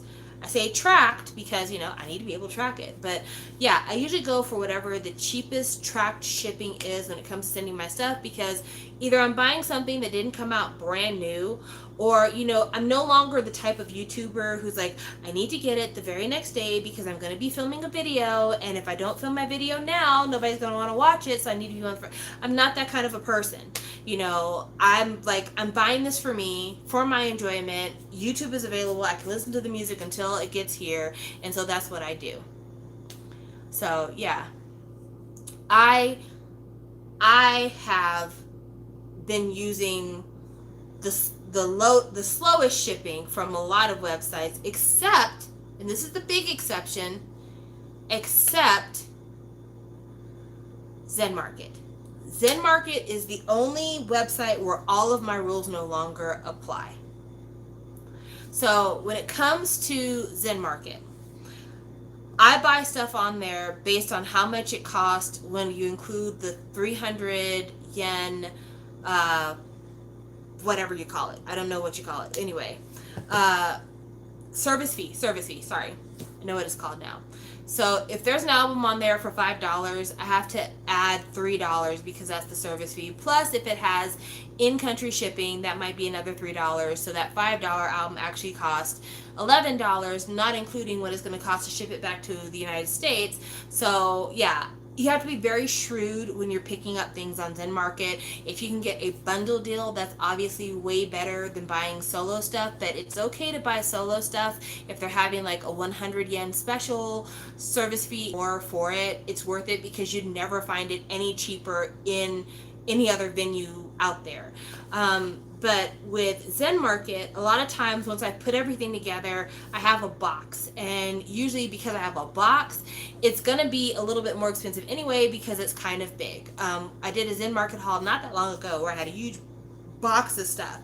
It wasn't going to be cheap shipping it. No matter what way I did it, it was never going to be cheap shipping it. And oddly enough, sometimes depending on what I buy on ZenMarket, it is cheaper for me to buy it on ZenMarket and get the DHL 2-day shipping than to do the airmail 2 to 3 week shipping. Don't know why that is, but that has happened to me more than once where the DHL was the cheapest option and it was the quickest. So I say all that to say different rules apply to different websites, obviously, but that's part of the reason why I don't really do a lot of purchasing through some of the other websites, because once you add the shipping, whatever deal that they had is no longer a deal because the shipping's so outrageous. I read something in the comment section that says, I've been buying my BTS albums and concert DVD from Choice Music, but they stopped selling BTS albums. And then Jade said they did, and Des6791 said, yeah, and TXT.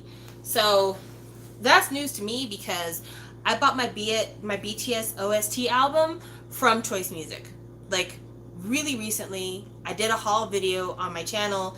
It has been very recently, so I'm not sure if you're talking about a different Choice Music, but the Choice Music that I use, they sell BTS albums, so this would be really weird if they didn't. So I'm going to go on their website just to check and see, because maybe you're talking about a different Choice Music.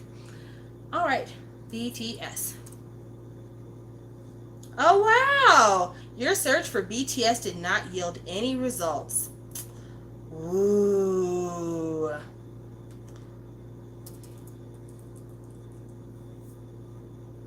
Yeah. Okay, so this is news to me because I bought my OST from them very recently. So the fact that that's not for sale here anymore. Man, this is a bad omen for us. This is not good. This is not good. Okay, let's check Music Plaza.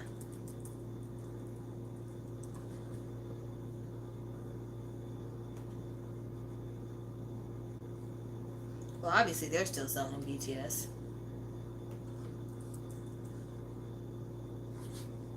They're selling the Japanese stuff. They're selling the Americans, or not American stuff, but the new stuff. So, yeah. Okay, so they're still selling BTS items. Oh, fuck. I know why. Okay. Let me tell you something.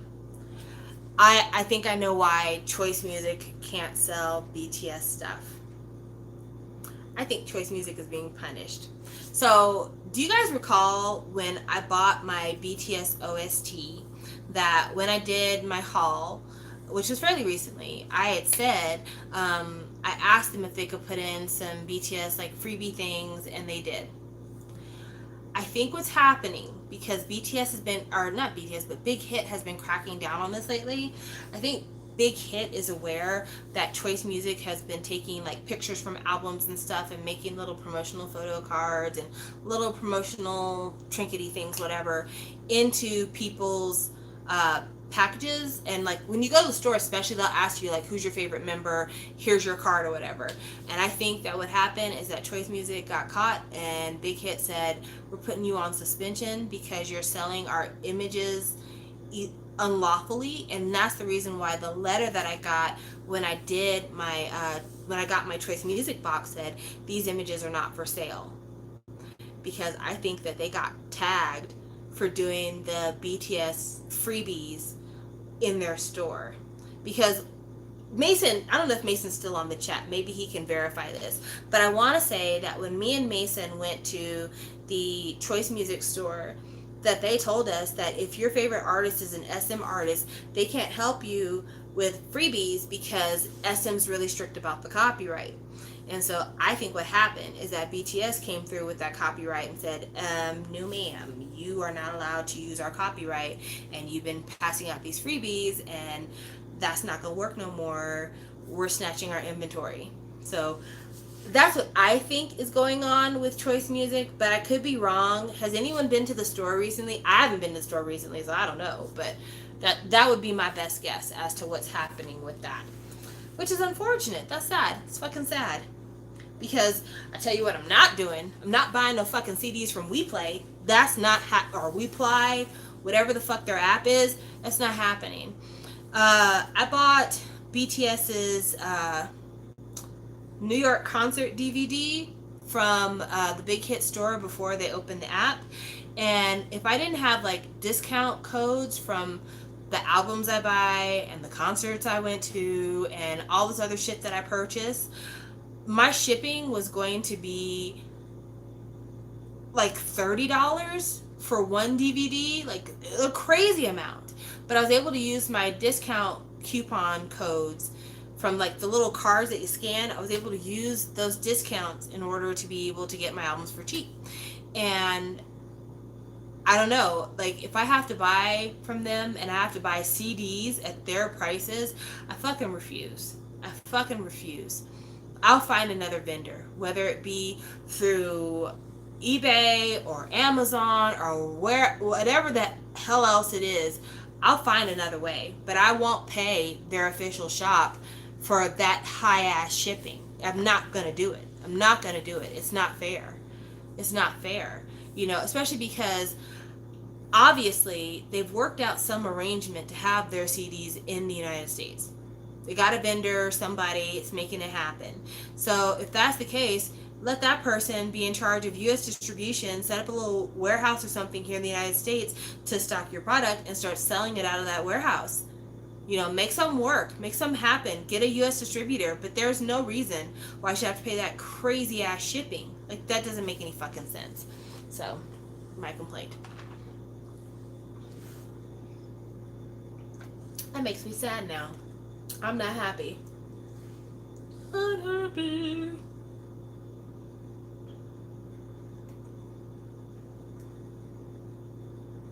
I'm watching myself watch myself.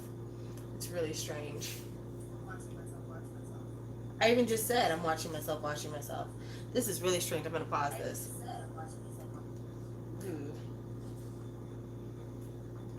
The reason though that I'm watching myself washing myself is because on my phone, for some reason, the comment section just stopped. I don't know what the hell happened, but it just like totally stopped. Stopped. English. I speak it, I swear. I'm just not really good at it. Okay, so looking at the comments, it says, wow, that's so wild. Why did they do that? Why did they stop selling it?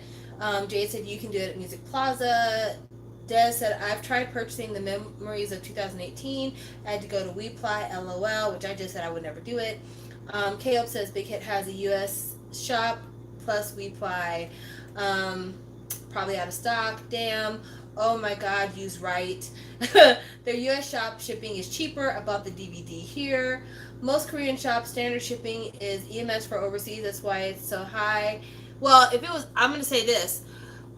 Big Hit shop, their EMS fucking sucks then, because everybody who I was subscribed to was unboxing their DVDs well before I ever got mine. And I pre-ordered, so I should have got my shit quick, and it took forever for me to get my DVD. So I mean, if it was EMS, then they just waited a super long time to ship my shit. I've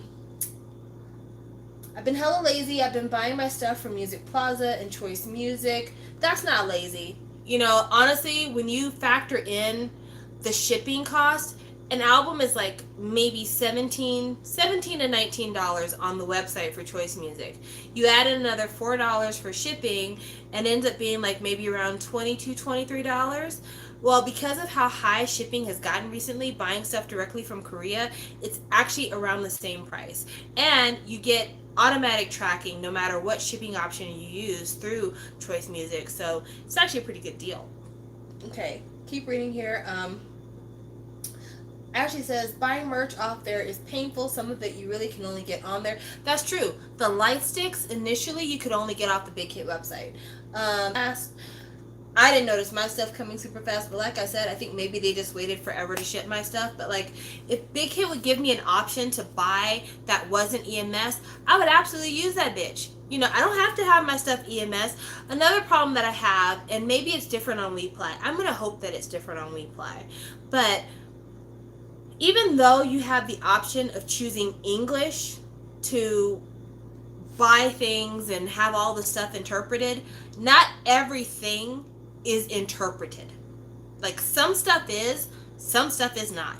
And the formatting for their website makes it really difficult to check out a lot of the time. Like, I've spent sometimes up to an hour trying to check out on the Big Hit website because there was some random field somewhere that wasn't checked right, and then when I go to put in stuff, it like doesn't read it correctly, or once it hits the translator, it translates incorrectly. Like, there are a lot of issues with the Big Hit website in terms of being internationally user friendly. And with Big Hit charging an arm and a leg for everything that they're doing nowadays, I think that it would be nice if they would consult like the people who manage international websites for like commerce websites and be like, hey, what is a nice user-friendly format that we could use to make it to where people can get their shit instead of them having to jump through virtual hoops to get the system to understand that I live in Colorado Springs, USA, instead of saying I live in USA, Colorado. I'm digressing. I know I'm digressing, but that's just it. So we were talking about shopping and everything else, and this conversation has spiraled, but whatever. We're talking for talk's sake, so the conversation is allowed to spiral. That's a thing that we're allowed to do. Meg says, I can't justify the shipping on WePly unless it's an exclusive item, especially since Music Plaza has a reward system / coupons. If WePly had small packet airmail shipping, it'd be better, but EMS kills me. Absolutely, Meg. Absolutely. You hit the nail right on the head. You know, if you had other options, I would definitely prefer to buy it directly from Big Hit. I prefer to buy it directly from Big Hit because it lets me give them money in a way that they don't have to pay a middleman for distribution. I just give it right to them. They give me my product, done and done. But you make it so expensive that your middleman is cheaper than you are.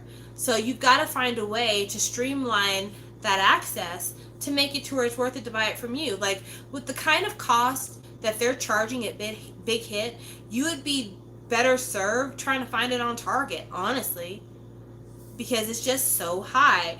And they have like these freebies and stuff that you can get with a lot of the things that they sell, and that's all fine and good, but I don't necessarily need the freebies, and sometimes the freebies aren't all that great. So it's just like, do I really need this, or do I just want the fucking original product? Like maybe that's all I want, you know. But that's my opinion. Justin S says, I got a few BTS albums at Walmart for 15 each. It's a good deal. It's a great deal. You know, if you're just wanting the CDs and you're not trying to get like pre-order extras or anything else like that, go to Target, go to Walmart. Like, it's just going to be better for you. It's going to be better for you. So that's my main complaint with trying to buy. But, you know, also time has gone on and K-pop's not as cheap as it used to be. I remember buying used K-pop CDs that were like $5 a piece back in the day. Now I don't expect to buy a used CD for anything less than 15, and I don't expect to pay, but 15 is including shipping, buddy.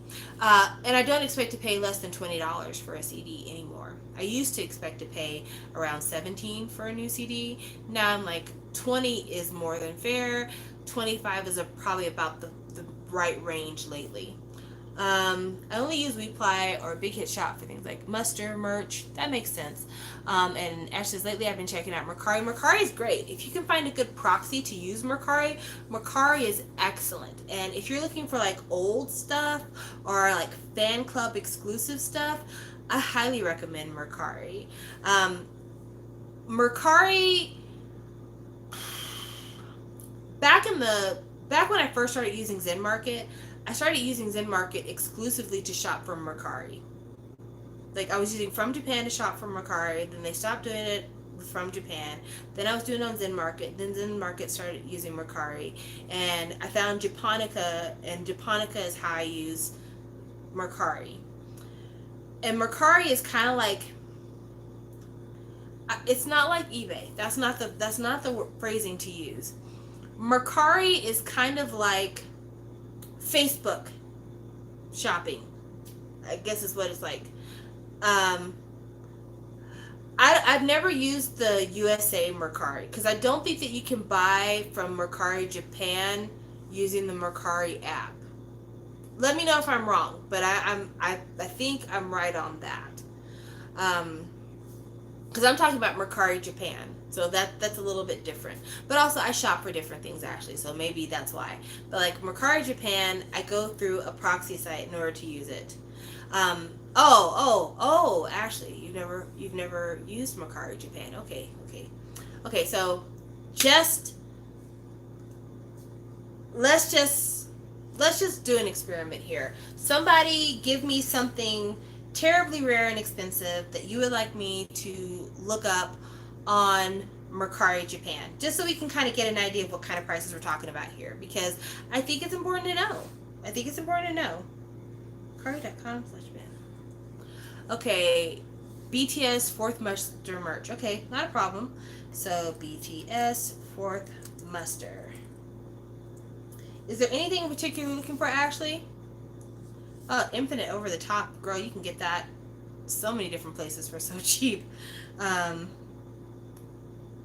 School Love Affair Special Edition. That's one I could search for. Let's see. School Love Affair. If I can spell affair. Edition. Because it's ad, not ed. Okay. So you're looking for premium photos. I'm not sure what a premium photo would be. What would be a premium photo? I guess maybe some of this stuff. Is that a premium photo?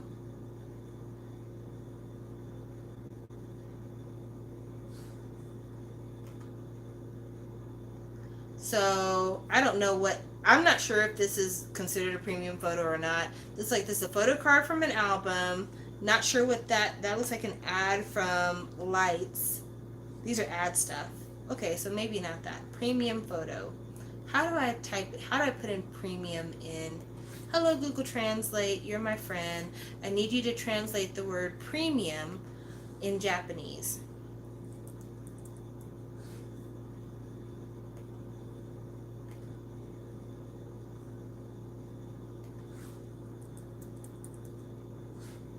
Okay, Purimiyamu. I'm sorry, that's not me making fun of Japanese at all. Is the phonetic translation of premium. プレミアム Purimiyamu. プレミアム Purimiyamu. I'm sorry. It's okay. You didn't give me a hard one. It's just that I have to make sure I know how to say Purimiyamu in Japanese. So that's all it is. There you go. All right. So it's big pictures. That helps me out more. Because then I could put in photo, and that's a lot easier than premium. Photo session.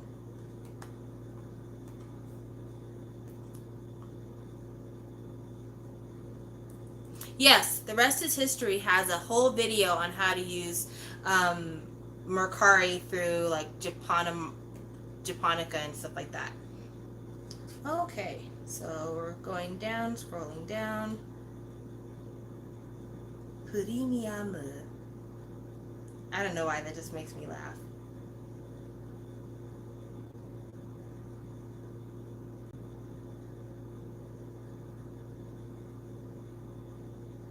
So it looks like a lot of the ones that they had for sale are sold, I think.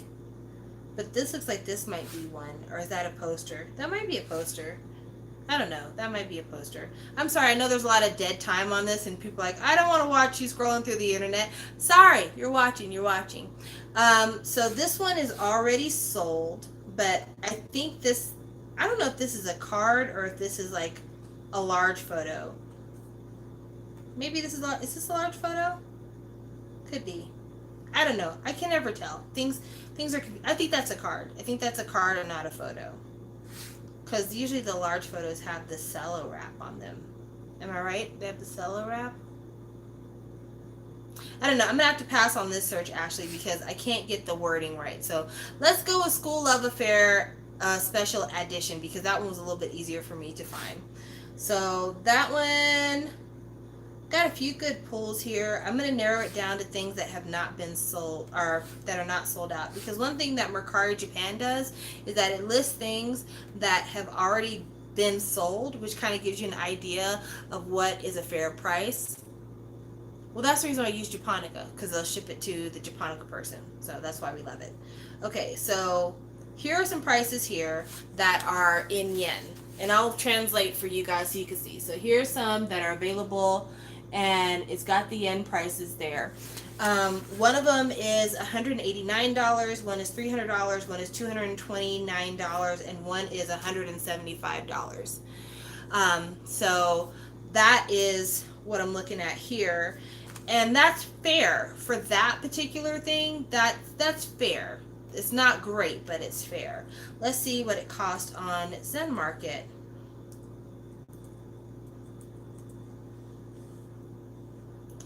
It's never going to be cheap, just in case you're wondering. School Love Affair Edition. Girl, what is my spelling tonight? Edition. There's my fingers are being crazy right now. Like they're totally not cooperating with me. Zen Market's got some for a bit more expensive. Looks like $190 for one, $236 for one, $331 for one. So Mercari's cheaper in that instance. It's way cheaper. And then somebody asked about Infinite Over the Top. I'm going to go ahead and look for that, but I'm pretty sure that that one has gotten cheap because I've had some friends get it for way cheap. Over the Top. It would help if I didn't spell infinite with an S, right guys? Okay, so I'm looking on Zen Market right now, and I see one copy of Infinite's Over the Top for $3.18, and one copy for $1.91. So, I mean, like I said, it's not that expensive. I think you could do it. It wouldn't be hard at all.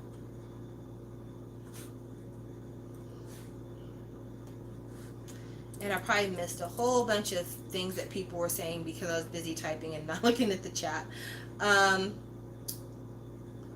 Okay, so the rest of history is on the chat. Okay, cool. Have you checked Amazon Japan for Ailey's second mini? No, I haven't yet. Might have it there. It seems like a lot of recent press copies go through various shops on there. Yeah, $1.90. $1.91. Yeah. I'm sorry, Nojin. Is that your biggest K-pop regret? I'm sorry. But to be fair, when it comes to Infinite Over the Top, I feel like something happened a long time ago. Like, I feel like it went out of print, nobody had it, nobody could get a hold of it, and then all of a sudden a whole bunch of copies flooded the market. Like maybe a pallet fell off a trailer somewhere and all of a sudden somebody discovered them and started shipping them out, because there was a while there where Infinite Over the Top was really hard to find, and then all of a sudden it was everywhere. So, you know, it is what it is. Biggest regret is not buying the Infinite really. Oh, hey, Nosian, are you really looking for an Infinite reality limited edition? Like, are you serious about that? Because I'm actually selling one, and I could sell it to you for a really reasonable price. DM me on Twitter, Shawol_360. DM me, because I have one. I have my unboxing of it on my channel. But yeah, I'll sell it to you for real cheap. Let's see, what kind of deal can I give you for that? DM me now, because I don't want anybody to like pretend to be you. But I think I could probably sell it to you for $25 shipped. What do you think? Is that fair? I've been having difficulty selling some of my Infinite things. I think their market has changed within the past couple of years. Absolutely. Absolutely, the Infinite market has changed. You know, that is one of the things, like, if you got into second gen, back when second gen was popping, it was a lot easier to, yeah, so go ahead and write me and be like, $25 sold, and then, well, that'll be it. Back in the day, if you were into second gen, when second gen was winning music shows and stuff like that, it was really easy to get rid of your stuff. You know, you could get rid of after school albums, you can get rid of Shiny albums, you can get rid of all this other stuff, and it was no problem because the market was hot. People didn't have a lot of access to things, so it was really easy to get it purchased and away. But we're at a point in the market where two different things are happening. Number one, people have a lot of different avenues for buying items. We've talked about so many of them tonight.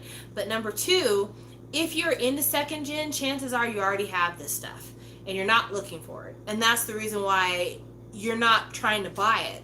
You may decide to buy it if you have a copy that's damaged. You're like, okay, well, I have a copy, but it is damaged. I would like to buy a new copy because my old copy is damaged. But yeah, like, that's a hard thing. Another really hard thing, and it's a bitch that I just ran into, if something happened with your group and they had a big scandal, getting rid of their shit is almost impossible. So, like, let's say that you were a huge fan of Big Bang and Sungri was your bias. If you're trying to sell your Sungri albums, good fucking luck to you, because nobody's buying them. Nobody. And so you're just stuck with inventory at that point. And that is something that I have seen happen to a lot of people. I really had to cultivate a following to sell my extra 2 p.m. things. That helps. It helps definitely. This is going to sound a little self-serving or whatever. It helps to have a following on a platform, whether it's Instagram, YouTube, Twitter, whatever else. It helps to have a following on a platform where you're known for something, because that means the people that are looking for it are already looking at you and they know, okay, this person has something that maybe I'm into. It's almost like being a spotlight inside of a niche. And so, like, for me, I know that certain people are looking at my channel for shiny stuff, whether it's shiny opinion, shiny collection, whatever the fuck it is. I'm Shawol360. I talk about shiny all the time. People are going to be looking at me for these things. So if I tell somebody I would like to trade a photo card, there's a certain group of Shawols who already know who I am. They know what I like, and I'm able to find people to engage in trades a lot. Yeah, the guy from JBJ. See, that sucks. That that sucks because you did nothing wrong by getting this person's photo card. But yeah, it's like the best time to trade, get rid of those things is immediately after it's released. Like immediately after it is released, that's when you try to trade, that's when you try to sell, that's when you try to get rid of. Like, man, if I was a Cassie and I was trying to get rid of my Yuchen/Mickey collection, woo-wee! I actually sold one of my Sungri albums on eBay the other week, so you never know who's looking for their things. That's true, you never know. There are those people who are like, this is great because I believe he's innocent, and now's the time for me to get stuff at below market value. So you never know. I know that I personally wouldn't be shopping for those things, but that's just me. But also, like, I've never been a fan of Sungri's voice, so I would never buy his solo album because, like, seriously, why would I want an album of just him? But yeah, like, it's the resale market is tough. It is tough. And what's even crazier about the resale market, which I don't understand, is why people want so much money for used BTS stuff. I'm sorry. I know this is a specialized complaint. This is just me. I'm going to go on eBay real quick, and I'm just going to pretend like I want to buy a used BTS item. Because why not? You know, let's just play. Let's just play. You guys have watched me turn my head to y'all so many times. You know what it is. So I'm going to put in BTS Persona CD search. And now I'm going to filter it by price plus shipping, lowest first. And I don't want cards or standees. I want an actual CD. Okay, I just found someone that has an album with the folded poster and a tracking number that they're selling for $9, like a little under $9. Like it's like $8.98, which is not bad. Of course, it does not come with a photo card, but that's not bad. The next cheapest seller is selling their CD with no photo card for $10. That's not super tough either. That's actually doable. They're not including the postcard either, and this one looks like they're not even including the film strip, which is crazy. Why wouldn't you include the film strip? So there's that. Let's see what else we can get that's for cheap. Let's go photo card. Let's just pretend like we're looking for a photo card. I'll pick an easy one, one that should be easy to get. Let's say J-Hope. Photo card for eBay. Same thing. Shipping price, lowest to highest. Okay. I just saw one, and I don't know if it's real, but someone on here said they're selling their J-Hope photo card for, oh, never mind, it's bidding. The bidding starts at 99 cents plus $2.75 shipping. Let's keep going, and let's do the buy now option. How much for the buy it now option? Because that's a little bit closer to regular. So going with the buy it now option. No, we're not talking about the postcard. A lot of people keep putting the postcard in here. The cheapest photo card that I see on the buy it now option for J-Hope, who is one of the easier ones to find at a lower price because he's not really as popular sales wise. $12 or best offer plus $1 shipping. So they want $13 fucking dollars for a photo card. Now, let's go with one of the harder ones, one that's a more popular. Let's go with Jimin, because Jimin stuff resells pretty good. So let's see here. Same thing, price lowest shipping. I'm going to keep going here. I just swapped out J-Hope for Jimin, so no big deal. So, okay, so this one's a fake because this one is selling a set for $3, so that's a fake. So let's find real. I should have put in not from China because the Chinese prices you could tell is fake because the prices are too low. So the lowest one is, that's not right. That can't be right. Oh yeah, so that wasn't, it's an option thing. So they sold out of their Jimin card, but they want $7.50 plus $1 shipping for the postcard, which no one is paying. No one is paying that. So let's keep going. Still haven't seen a US seller yet for this fucking photo card. This is crazy. Okay, the cheapest Jimin photo card that I saw on eBay out of an album is $14.99 with free shipping. $15 fucking dollars for a photo card on a $20 album. You've got to be shitting me. Why? Why is that photo card $15 fucking dollars? Why is that photo card $15 fucking dollars? It makes no damn sense. But that's what I'm saying. Like, why is it that you want that much money for a slip of paper that big? That's not even rare. Like, that's the other part that gets me. It's not even rare. Like, I would understand if we're talking about like old school Girls' Generation SNSD photo cards that had like a little chip on the corner or a little misprint on the side, and that shit is what's going on. This is a fucking millions of copies of this album have been sold. Millions! So with millions of copies being sold, chances are millions of these fucking photo cards are floating around the earth. You can't tell me that, oh, but it's Jimin, so $15. Get the fuck out of here. Get the fuck out of here. That's why I trade. That is why I trade. You know who has reasonable prices on fucking photo cards? Zen Market. For facts. Facts. Zen Market. Facts. Americans have lost their fucking minds to think I'm gonna pay this kind of money for a card that's not even rare. This is a card that arrived in an album that sold millions of fucking copies. Are you serious right now? Get the fuck out of here. If you took 1 million copies and divided by 7.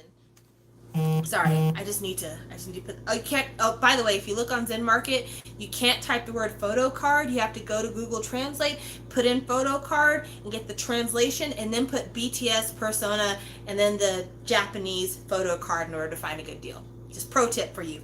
I said I was just going to do something now, and I just totally lost my train of thought. Anyway, if it's important, it'll come back to me. I missed some comments here and there. Let's see. Someone told me they charge $15 more than regular price for album with photo card because they opened it and you get to see what card you have ahead of time.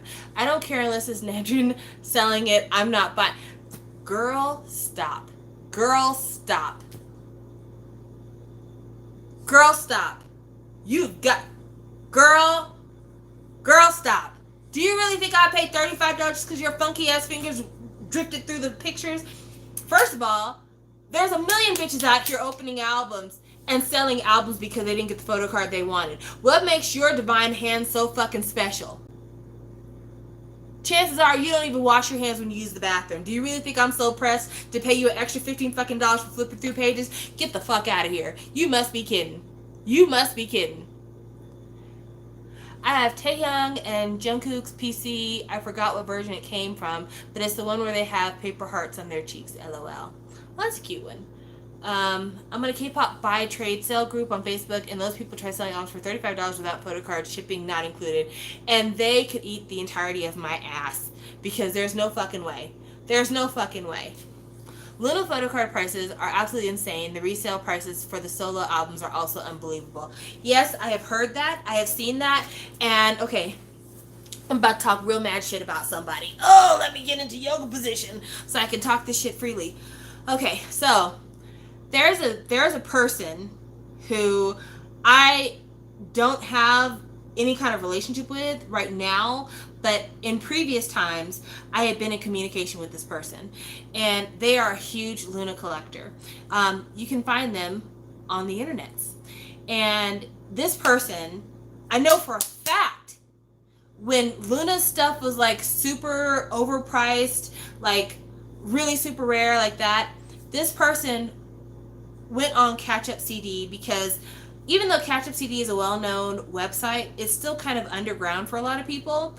Went on Catch Up CD and bought literal like 10 copies, 15 copies, 7 copies, whatever you got of all these old Luna albums. Of course you know who it is. Hell, why am I even pussyfoot around it? My Nine on YouTube. Look it up. Would go on Catch Up CD and buy multiple copies of Luna albums with the opinion of these photo cards are rare, they're hard to buy on eBay, and also I'm going to resell whatever I don't want. Baby, when I tell you about reselling and the prices being like this, photo cards that people consider rare for Luna, upwards of $50. Upwards of $50. And it is just, are you shitting me? Mason, who I'm friendly with, wanted to buy something else from him. I think it was a Hippity Hop album. And again, this is somebody that we're in communication with, part of the friendship group, whatever. And I think he wanted like fucking $200 or $300 for it, like some crazy amount.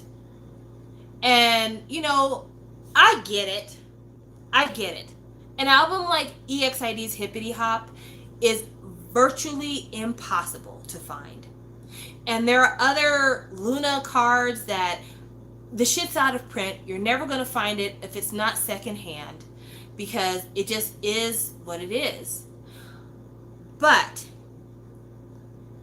what I don't like is when people buy up all the shit to make it seem like these photo cards are like fucking baseball cards. You know, to make it to where I don't have this card because I like this album, I pulled this photo card, that's not my bias, so I'm selling it or whatever. Or, you know, I ran into a little financial difficulty, so I'm selling it. No. What happens is that these greedy motherfuckers buy up everything, and that's why the shit's hard to find. It's not even because they can listen to literal 8 copies of an album. It's like I can sit on these 8 copies and watch the market get high, and when the market gets high enough, divest myself of these copies. That's what it is. And you know, because I'm old and I'm bold, I'm able to say names because that's just, I can do that. But it pisses me off because then the flip side of that, which not everybody does, is when you post the shit on social media showing your huge collection with all your multiple copies, and then you're like, I'm the biggest fan in the world. You're not a fan. You don't give a fuck about that group. You're the biggest investor. That's what you are. It's not about, oh, I am just so happy with this group and that's why I buy multiple copies because I just want to support. No, you bought multiple copies because you were thinking, when this shit gets out of print and it's time to resell, I'm going to bump my prices up and people are going to pay it because they're going to have no other source for getting it. And so you've got all these gullible so-and-sos who are like, oh, you're so awesome, you're such a fan. And it's like, no, not really, because when you get tired of another fandom, all their shit's for sale. And it's all for sale for super high prices because you know the shit's not available anymore. Straight facts. I hope BBC can reprint the album soon, especially for newer fans who want to collect Luna. The ones who buy from fan signed sellers are crazy. They get albums for $17.20 but resell the album for $15.100. Yeah, so you know, it is what it is. It is what it is. I mean, I'm lucky that Luna is not a group that I collect. I got a couple of Luna albums I need to sell, but they're not a group I collect. Buying OT5 stuff for Shiny just pisses me off. Oh, why is that, Sky Sapphire? Because I don't know if maybe it's just me, but lately I've been running into some good prices on some Shiny stuff, to be honest with you. Like, I'm actually doing pretty good. Also, if anybody's thinking about buying me a birthday present, I do have a list of Shiny things that I'm in search of. I kid. But, well, what is it that you're looking for, Sky Sapphire? Maybe I can help you out. I'm selling a couple of Shiny things. I might be able to help you out. Oh, I came in when you were called out, so I stayed. Shush. Let me drop that wish list. Actually, so since you're here, Jazzy, I need to tell you, I feel like a terrible person because Jazzy graduated from college recently. I didn't send her a congratulation card. I didn't say hello. I didn't do nothing. And I feel like an asshole about that. But I'm not an asshole. I have a reason for what I did. And I'm going to go grab my reason. Hold on. Sorry.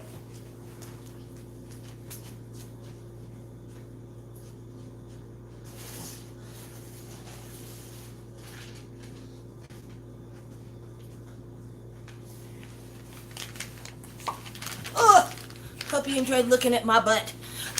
So a long time ago, in a land far away called Europe, I ordered some things for me and Jazzy, and I was waiting for them to come in, and they literally came in this week. And I was gonna send these to her as a present to be like, hey, bitch, I'm proud of you. I hope everything's going okay. So they just came in, and since I wasn't planning on doing a haul for them anyway, I'm just gonna show them to you so you can know I have these things for you. I bought one for me and one for you because we're twinsies and we love each other. So it starts with this. This is a Zhongyan pen that Shawwal Europe International, I guess, did. It's so adorable. It's a Shia's pen. So you're getting that, and it's not very big, as you can see. Also, you're getting this, which is a photo card by one of our favorite artists. So adorable, so great. This was for a Zhongyan birthday project, which is the reason why it's like this. And because I know that she loves fan art, I was like, this is a great present for her because it's some of her favorite fan artists for SHINee, all with Zhongyan things. And when Key has his birthday project, I'll try to get a hold of that for you as well. Then there's this one, which is super beautiful. I love it so much. Like, this freaks me out a little bit because, like, skin tears, but it's still really, really wonderful. So I got that one. Let's see. I got this one, which this is actually my favorite, and I don't know who this artist is. I'll have to look back and find out, but I think this one is amazing. So this one right here, it's like Zhongyan in his room with all of his stuff. It's just really, really beautiful. And then, let's see. This one I adore. This is so pretty. Look at that one. Isn't that beautiful? It's so pretty. And then I got another one here. I think this is the last photo card, or the last postcard. Yes, it is. So this is the last postcard, and it's this one right here. I adore this artist. This artist is so incredible, and I follow this artist on Instagram, and she actually has a collection that I really wanted to buy that I haven't bought because I've just been lazy about it. She has a collection of SHINee as Hogwarts students. Incredible.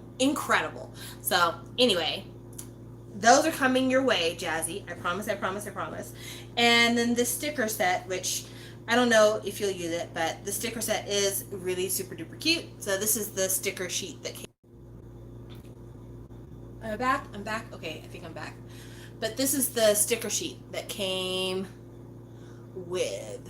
So yeah, all those things are coming, but it just took forever for it to come to me. And when it took forever for it to come to me, it meant it took forever for it to come to you. But it's here now. So I'm going to be sending that to you because I'm proud of you, girl. You've done the impossible, which is not let the world beat you down, and you managed to get this fucking degree. And I'm stoked for you because you're going to be one of two of my rich friends eventually one day. I'm going to put that on the side because I was trying to put it back in the envelope, and look, it wanted to bend, and it's already a little bit bent because the envelope was kind of loose, so I'm going to just sit that there for now. Be good, be sweet, be good. All right, and then I'm trying to think what else. Oh, hey, Jazzy, do you follow a group called AB6? Is that somebody that you listen to?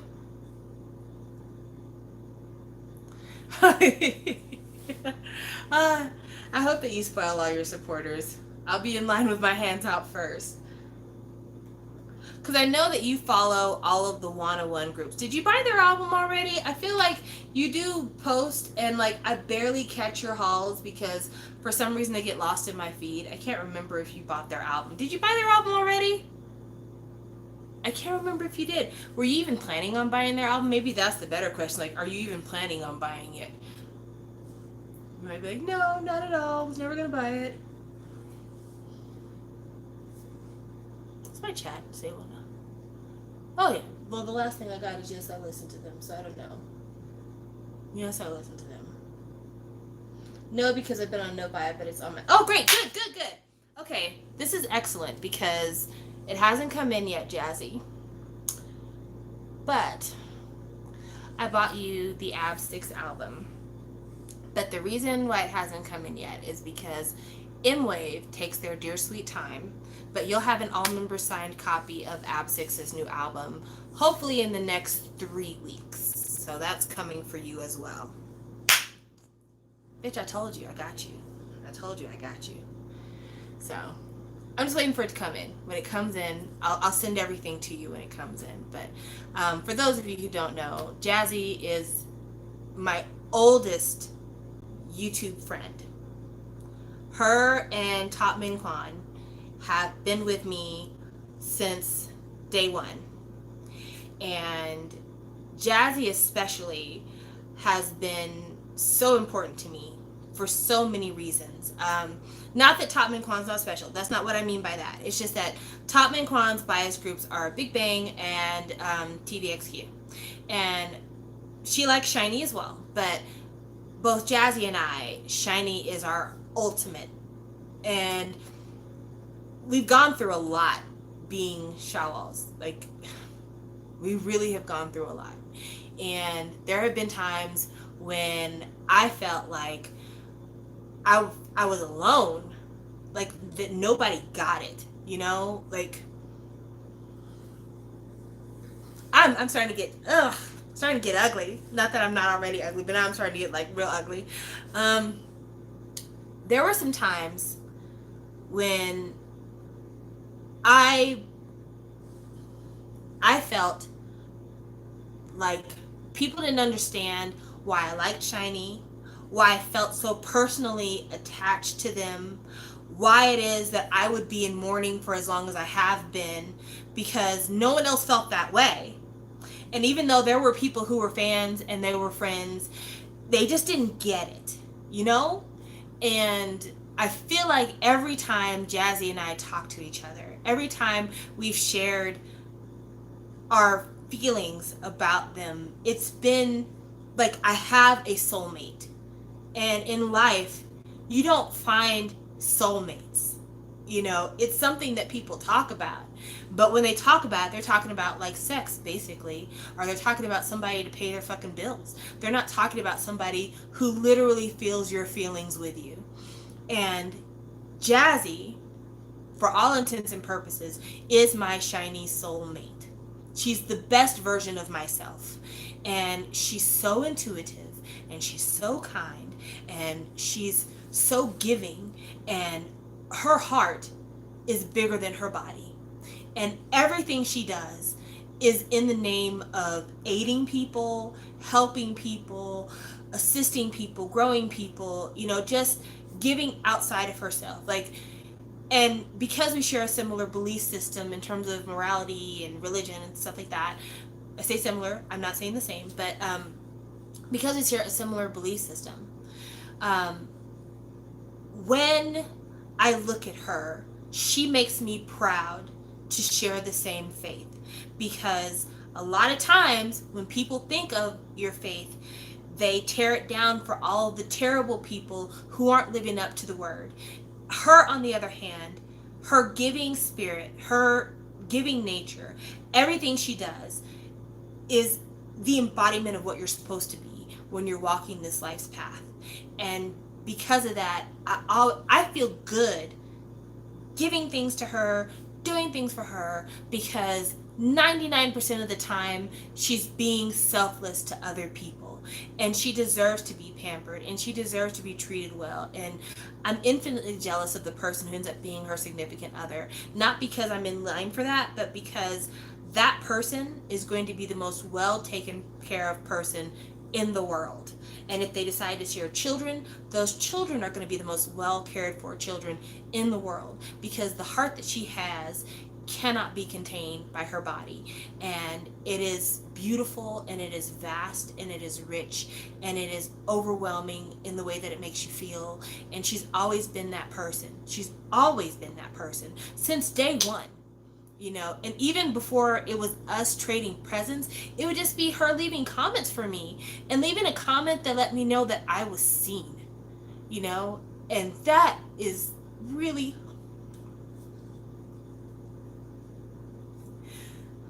how many times have you been in a room full of people and you felt like no one could see you, even though you're right there?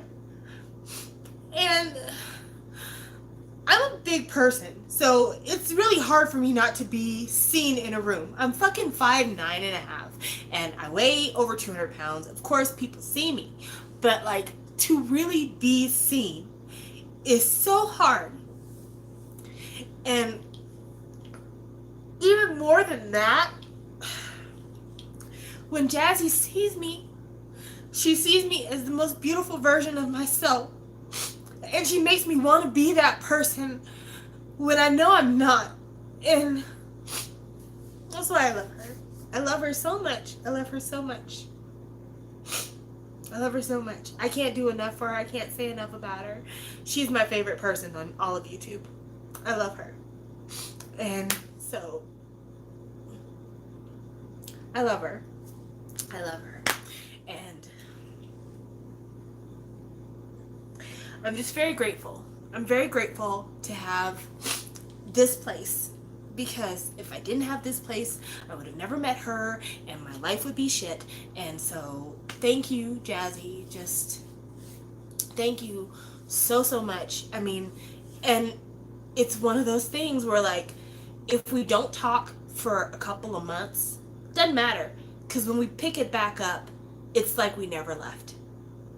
And I love that about her. I love that about her. And she's the best. She fucking cut her hair to donate her hair, guys. I've been seeing Jazzy with long hair ever since I've known her. And one day I look up and she's got this fucking cute little bob thing going on. I'm like, oh, that's cute, girl. When'd you cut your hair? She's like, oh, yeah, because I had to donate 13 inches. Just said it like it's nothing. Just said, yeah, bitch, I'm donating hair because I'm a beautiful human being and I help people in need. And she never mentioned that she was doing it. It never came up in conversation. It was never one of those things where she promoted it. Never really talked about it. In fact, she's like, oh, I forgot I haven't shown anybody my cut hair. Like, that's the kind of person she is. She never looks for acknowledgement. She never looks for attention, even though she deserves, because she is just that person. That is who she is. And gosh, she's who she's who I want to be when I grow up, but I'm already grown, so she's just who I hope to be when I'm reborn. Because she's that amazing. She really is. And I believe that she's gone to school because she's going to either be a social worker or a therapist. I'm not exactly sure which one. And if that doesn't tell you about how she intends to spend her life helping people, that's how she plans to spend her life. That is going to be her career, her livelihood, is helping people. So, yeah, I mean, I think the world of her. I think the world of her.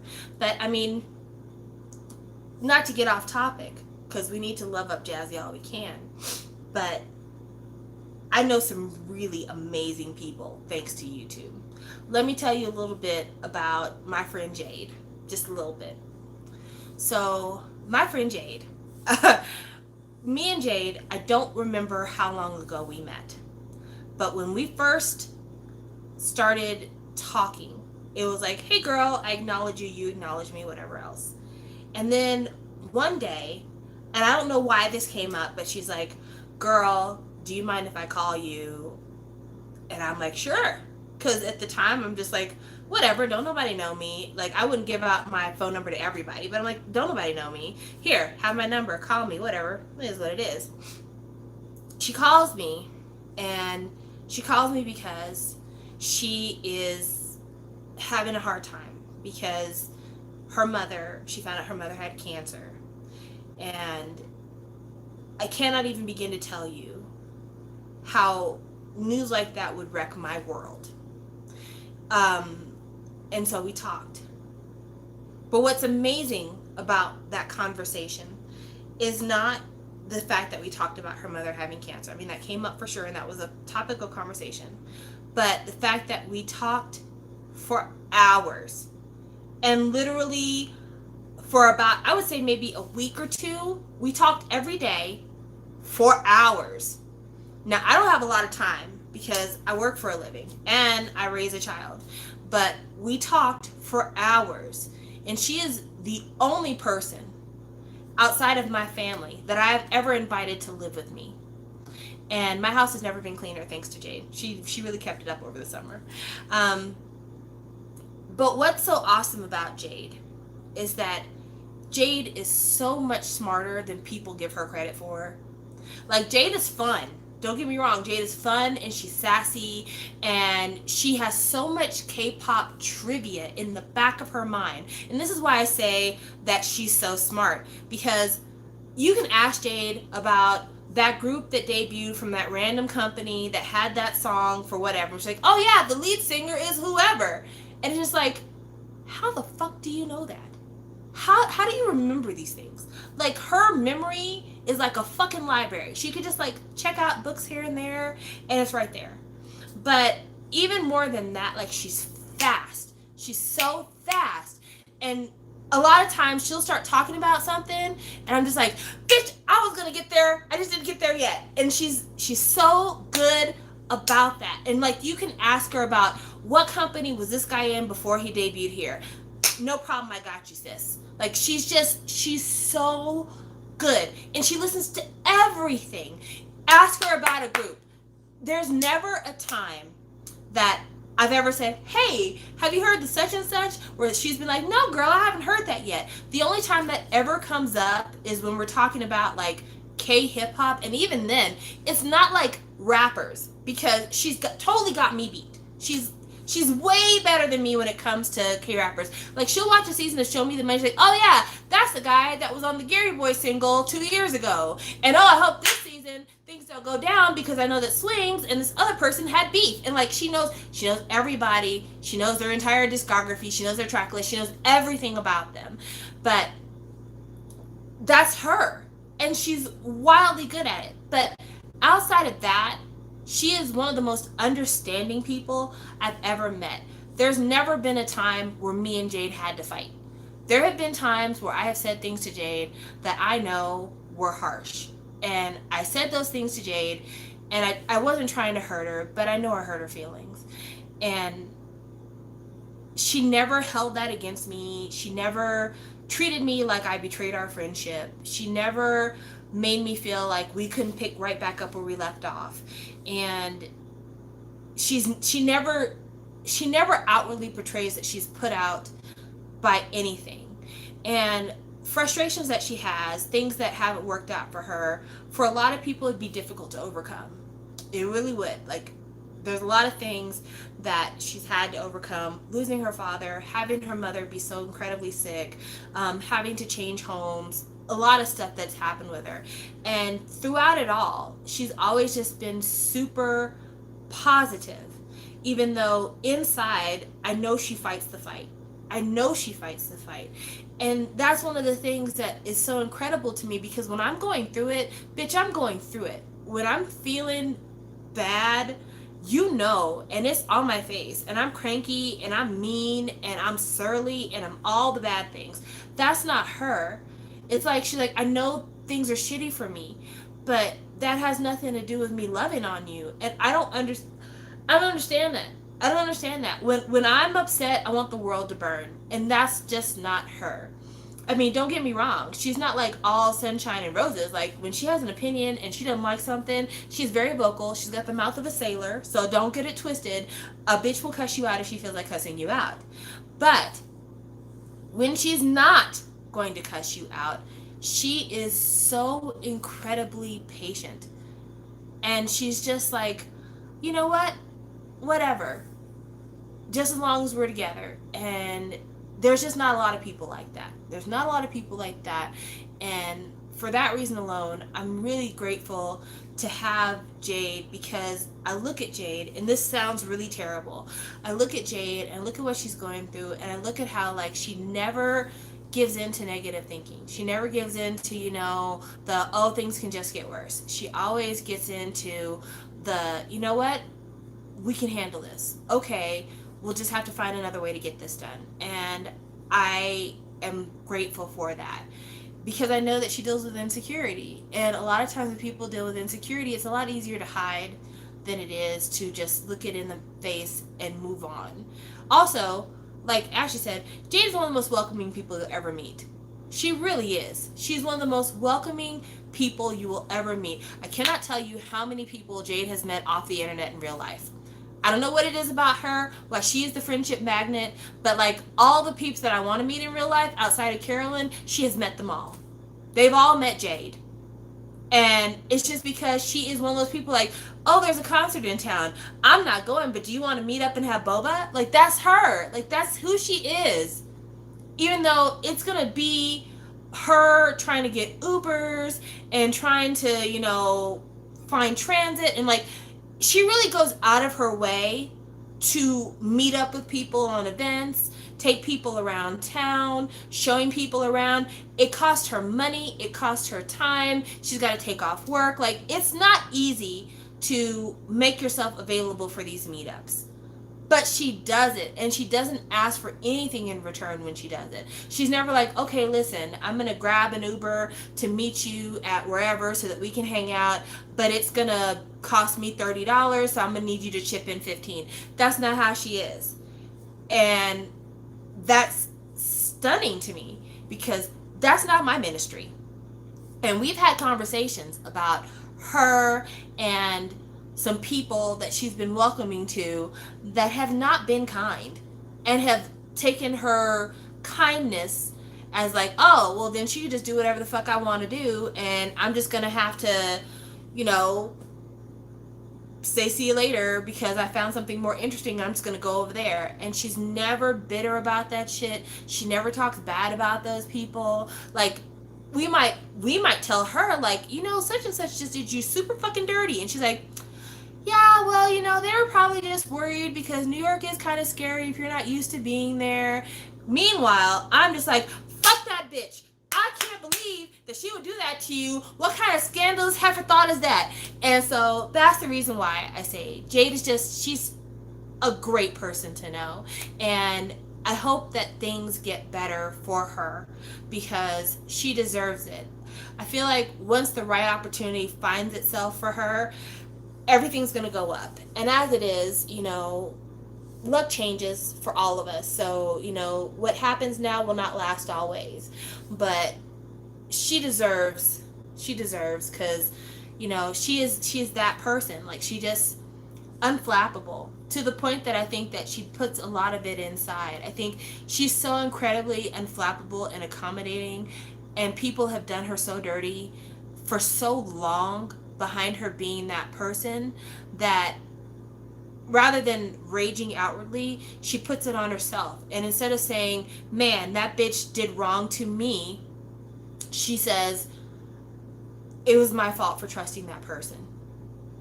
And it's not your fault for being that way. It's not your fault for being kind. It's not your fault for being trusting. It's not your fault for trying to be friendly. And so I want things to work out for her. I want that opportunity to occur. I want things to turn around. And they're starting to. But I want that for her because she deserves. So, I think I love you too. But yeah, I want that for her because she deserves. It's been tough. These last few years have been so tough. And it just takes that one opportunity to come into existence. And if she can make that happen, it's going to be amazing. It's going to change her life, and it's going to change it in a way that she fucking deserves. I don't know what that opportunity is, but I hope it happens for her. I really, really do. And then I guess the last person I'm going to love on tonight, just because this person needs some loving on, and I want to make sure I do it. Even though I'm not even sure if they're still in the chat anymore. They might not even be in the chat anymore. Oh well. They can watch it later. I don't care. I'm gonna love on two last people. I'm gonna love on Mason just a little bit, but like only to say one of the most talented people I know. Like, hands down, one of the most talented people I know. MBK Pop 1997. He is an artist. He is working currently for DreamWorks Animation, and he is so incredible. He's so incredible, and he's done some art for me that is just wow. Like, wow. If you go on his Twitter feed, if you go on his Instagram, he's such a talented artist. And I've never known it. He's doing something that I've literally never seen anybody do in all of my 40 years of life. I've never known anyone who had a dream of doing something as a child and then did it in real life. Like, as a child, he's like, I want to work as an animator. And he is fucking doing it today. I've never seen that. I've never known anybody who grew up and said, I want to be a doctor and became a doctor. Or I want to be a lawyer and became a lawyer. Like, he is, and it's not even like, what people would say is, you know, oh, you can go to law school, go through school, you'll be fine. No, it takes talent to be an animator. And that's like somebody saying, when I grew up, I want to be a singer. How many people know somebody who said, when I grew up, I want to be a singer, and then they became a singer, like a famous singer or whatever, or even like a working singer, if that. And so I want to give a shout out to him because he makes me believe that dreams can come true. Like, literally watching his life makes me believe that dreams can come true. And I had lost that ability so long ago that to see it on him, it like I felt reborn almost, because it was so unbelievable to see that on him.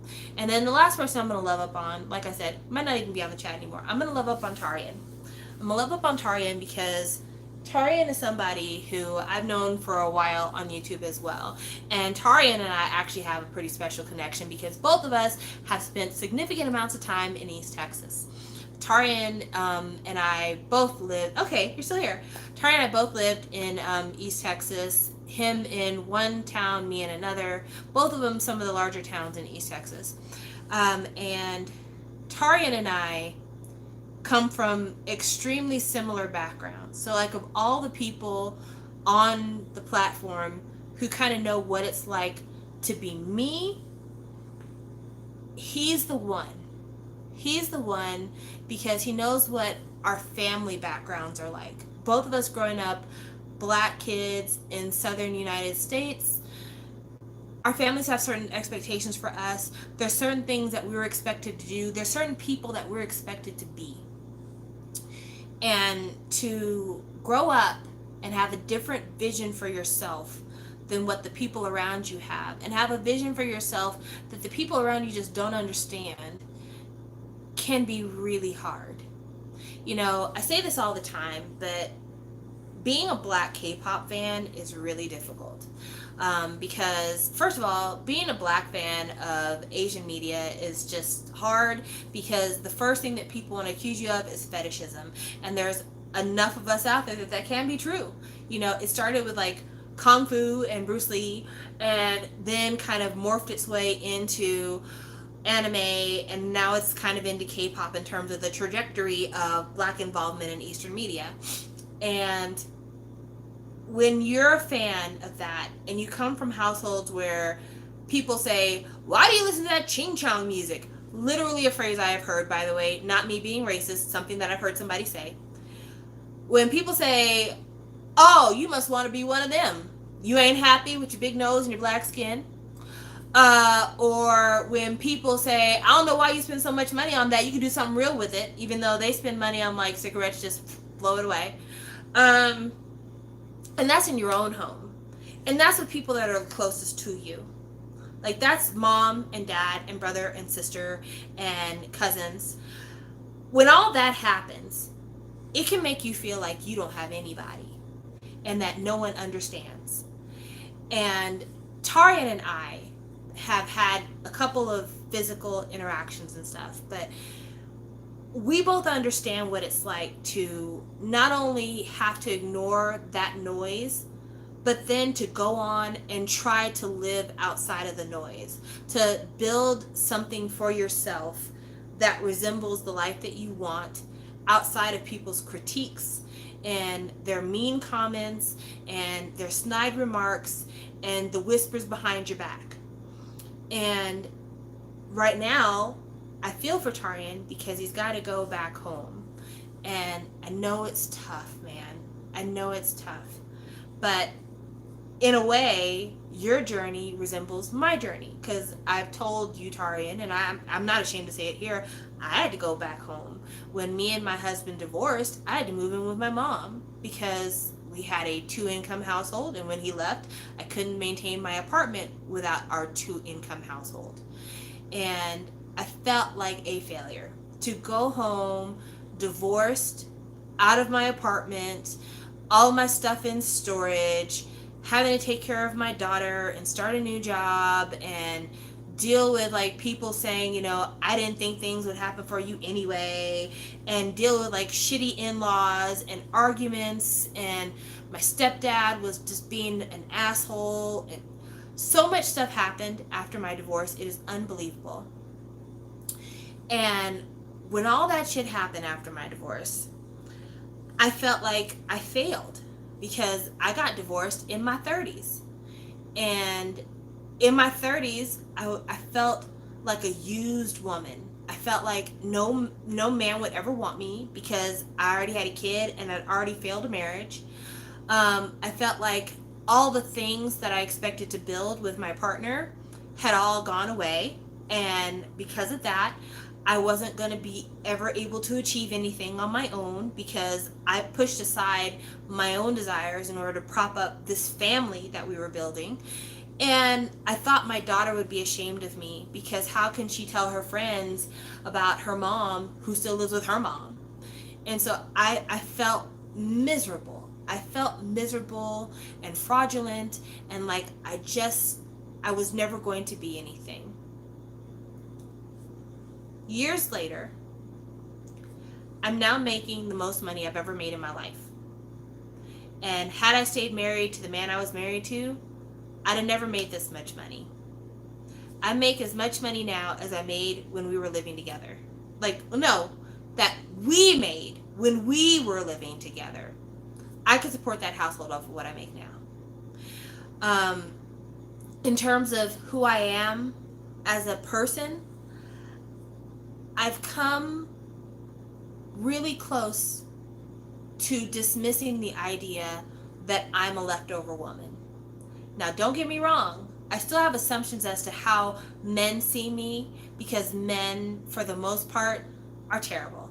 But in terms of believing that for myself and that being how I see me, I don't see myself like that anymore because I know what it took for me to make my comeback and how hard I worked and everything that I've achieved thus far and all that I've built up.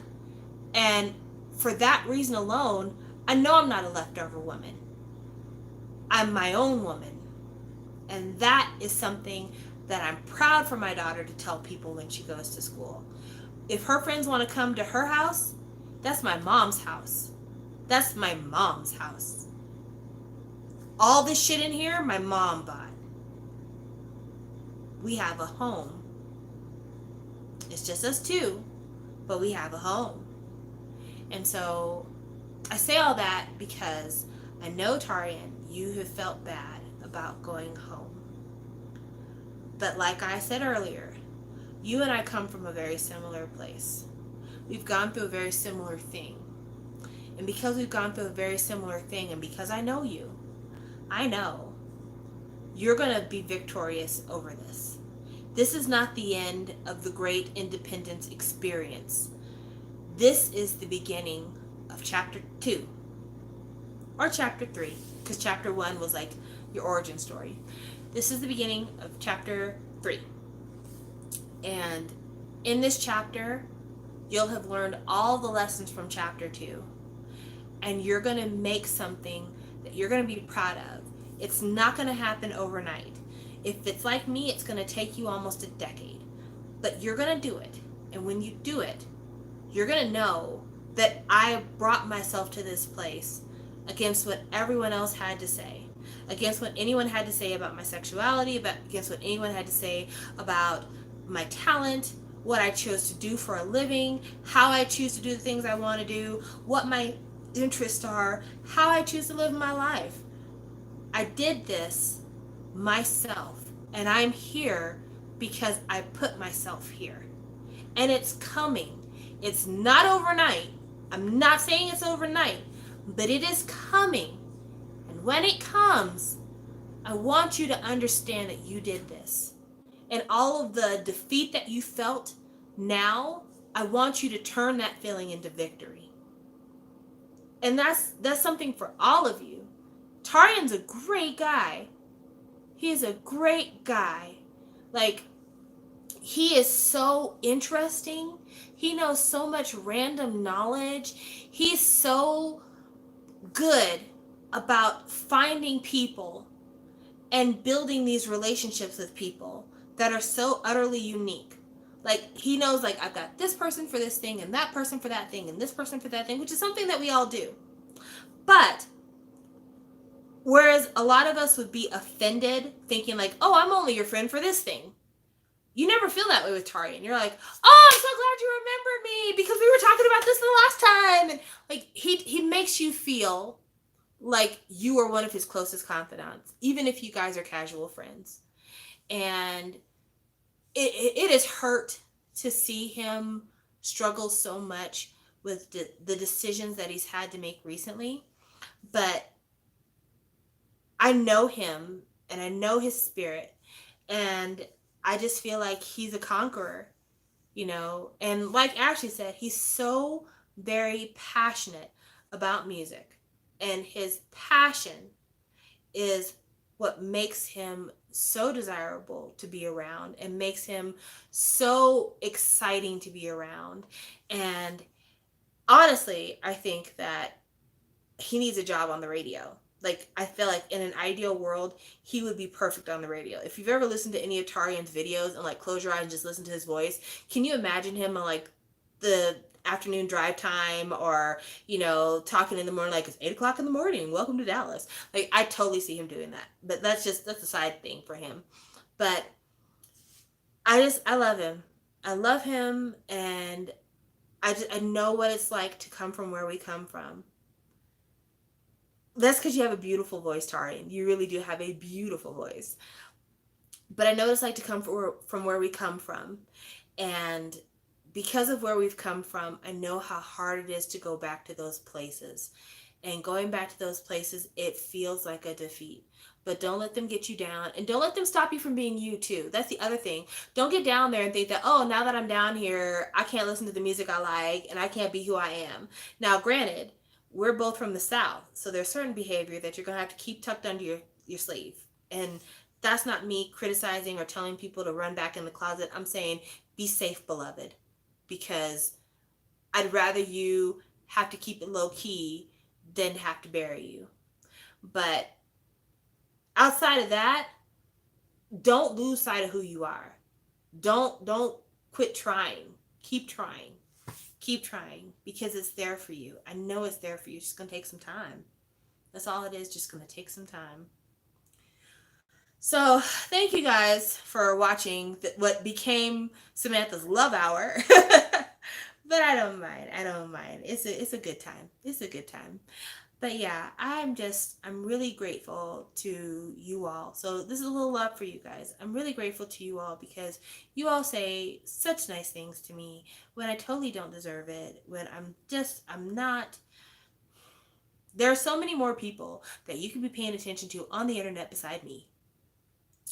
And the fact that you choose to spend time with me, that some of you have been sitting on this now for almost 3 hours, mind-boggling. Thank you so much. Don't know why you did it, but thank you for being here.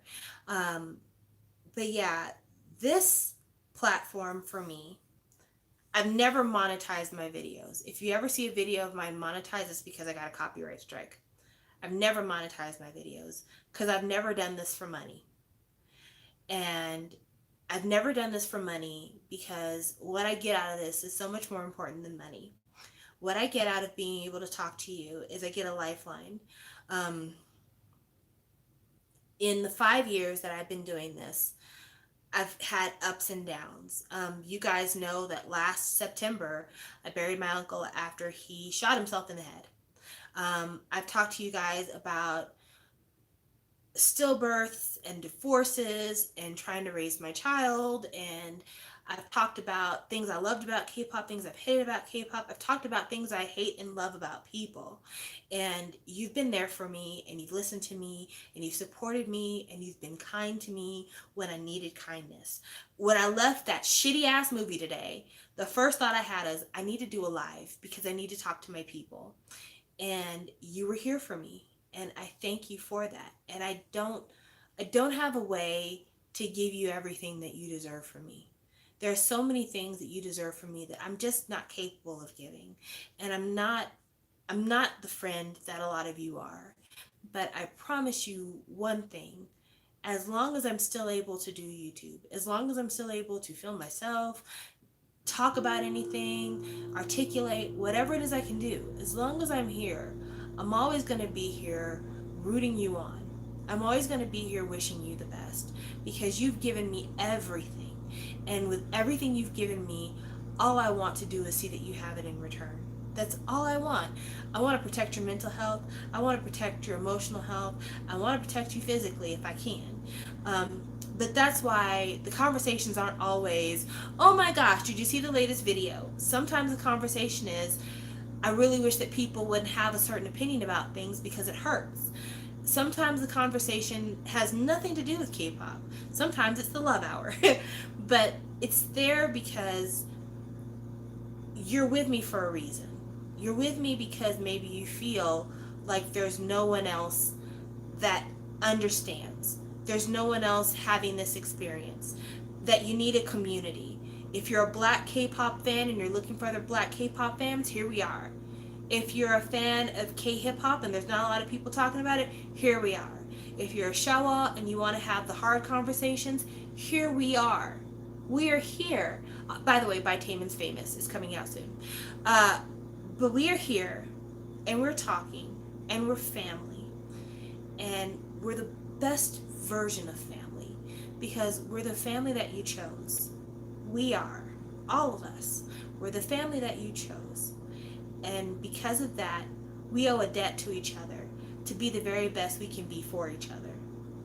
So, thank you so, so much for joining me, for being here, for having these conversations with me, for enduring me when I'm at my worst, i.e. the K-pop After Hours live, and enduring me at my best, and everything in between.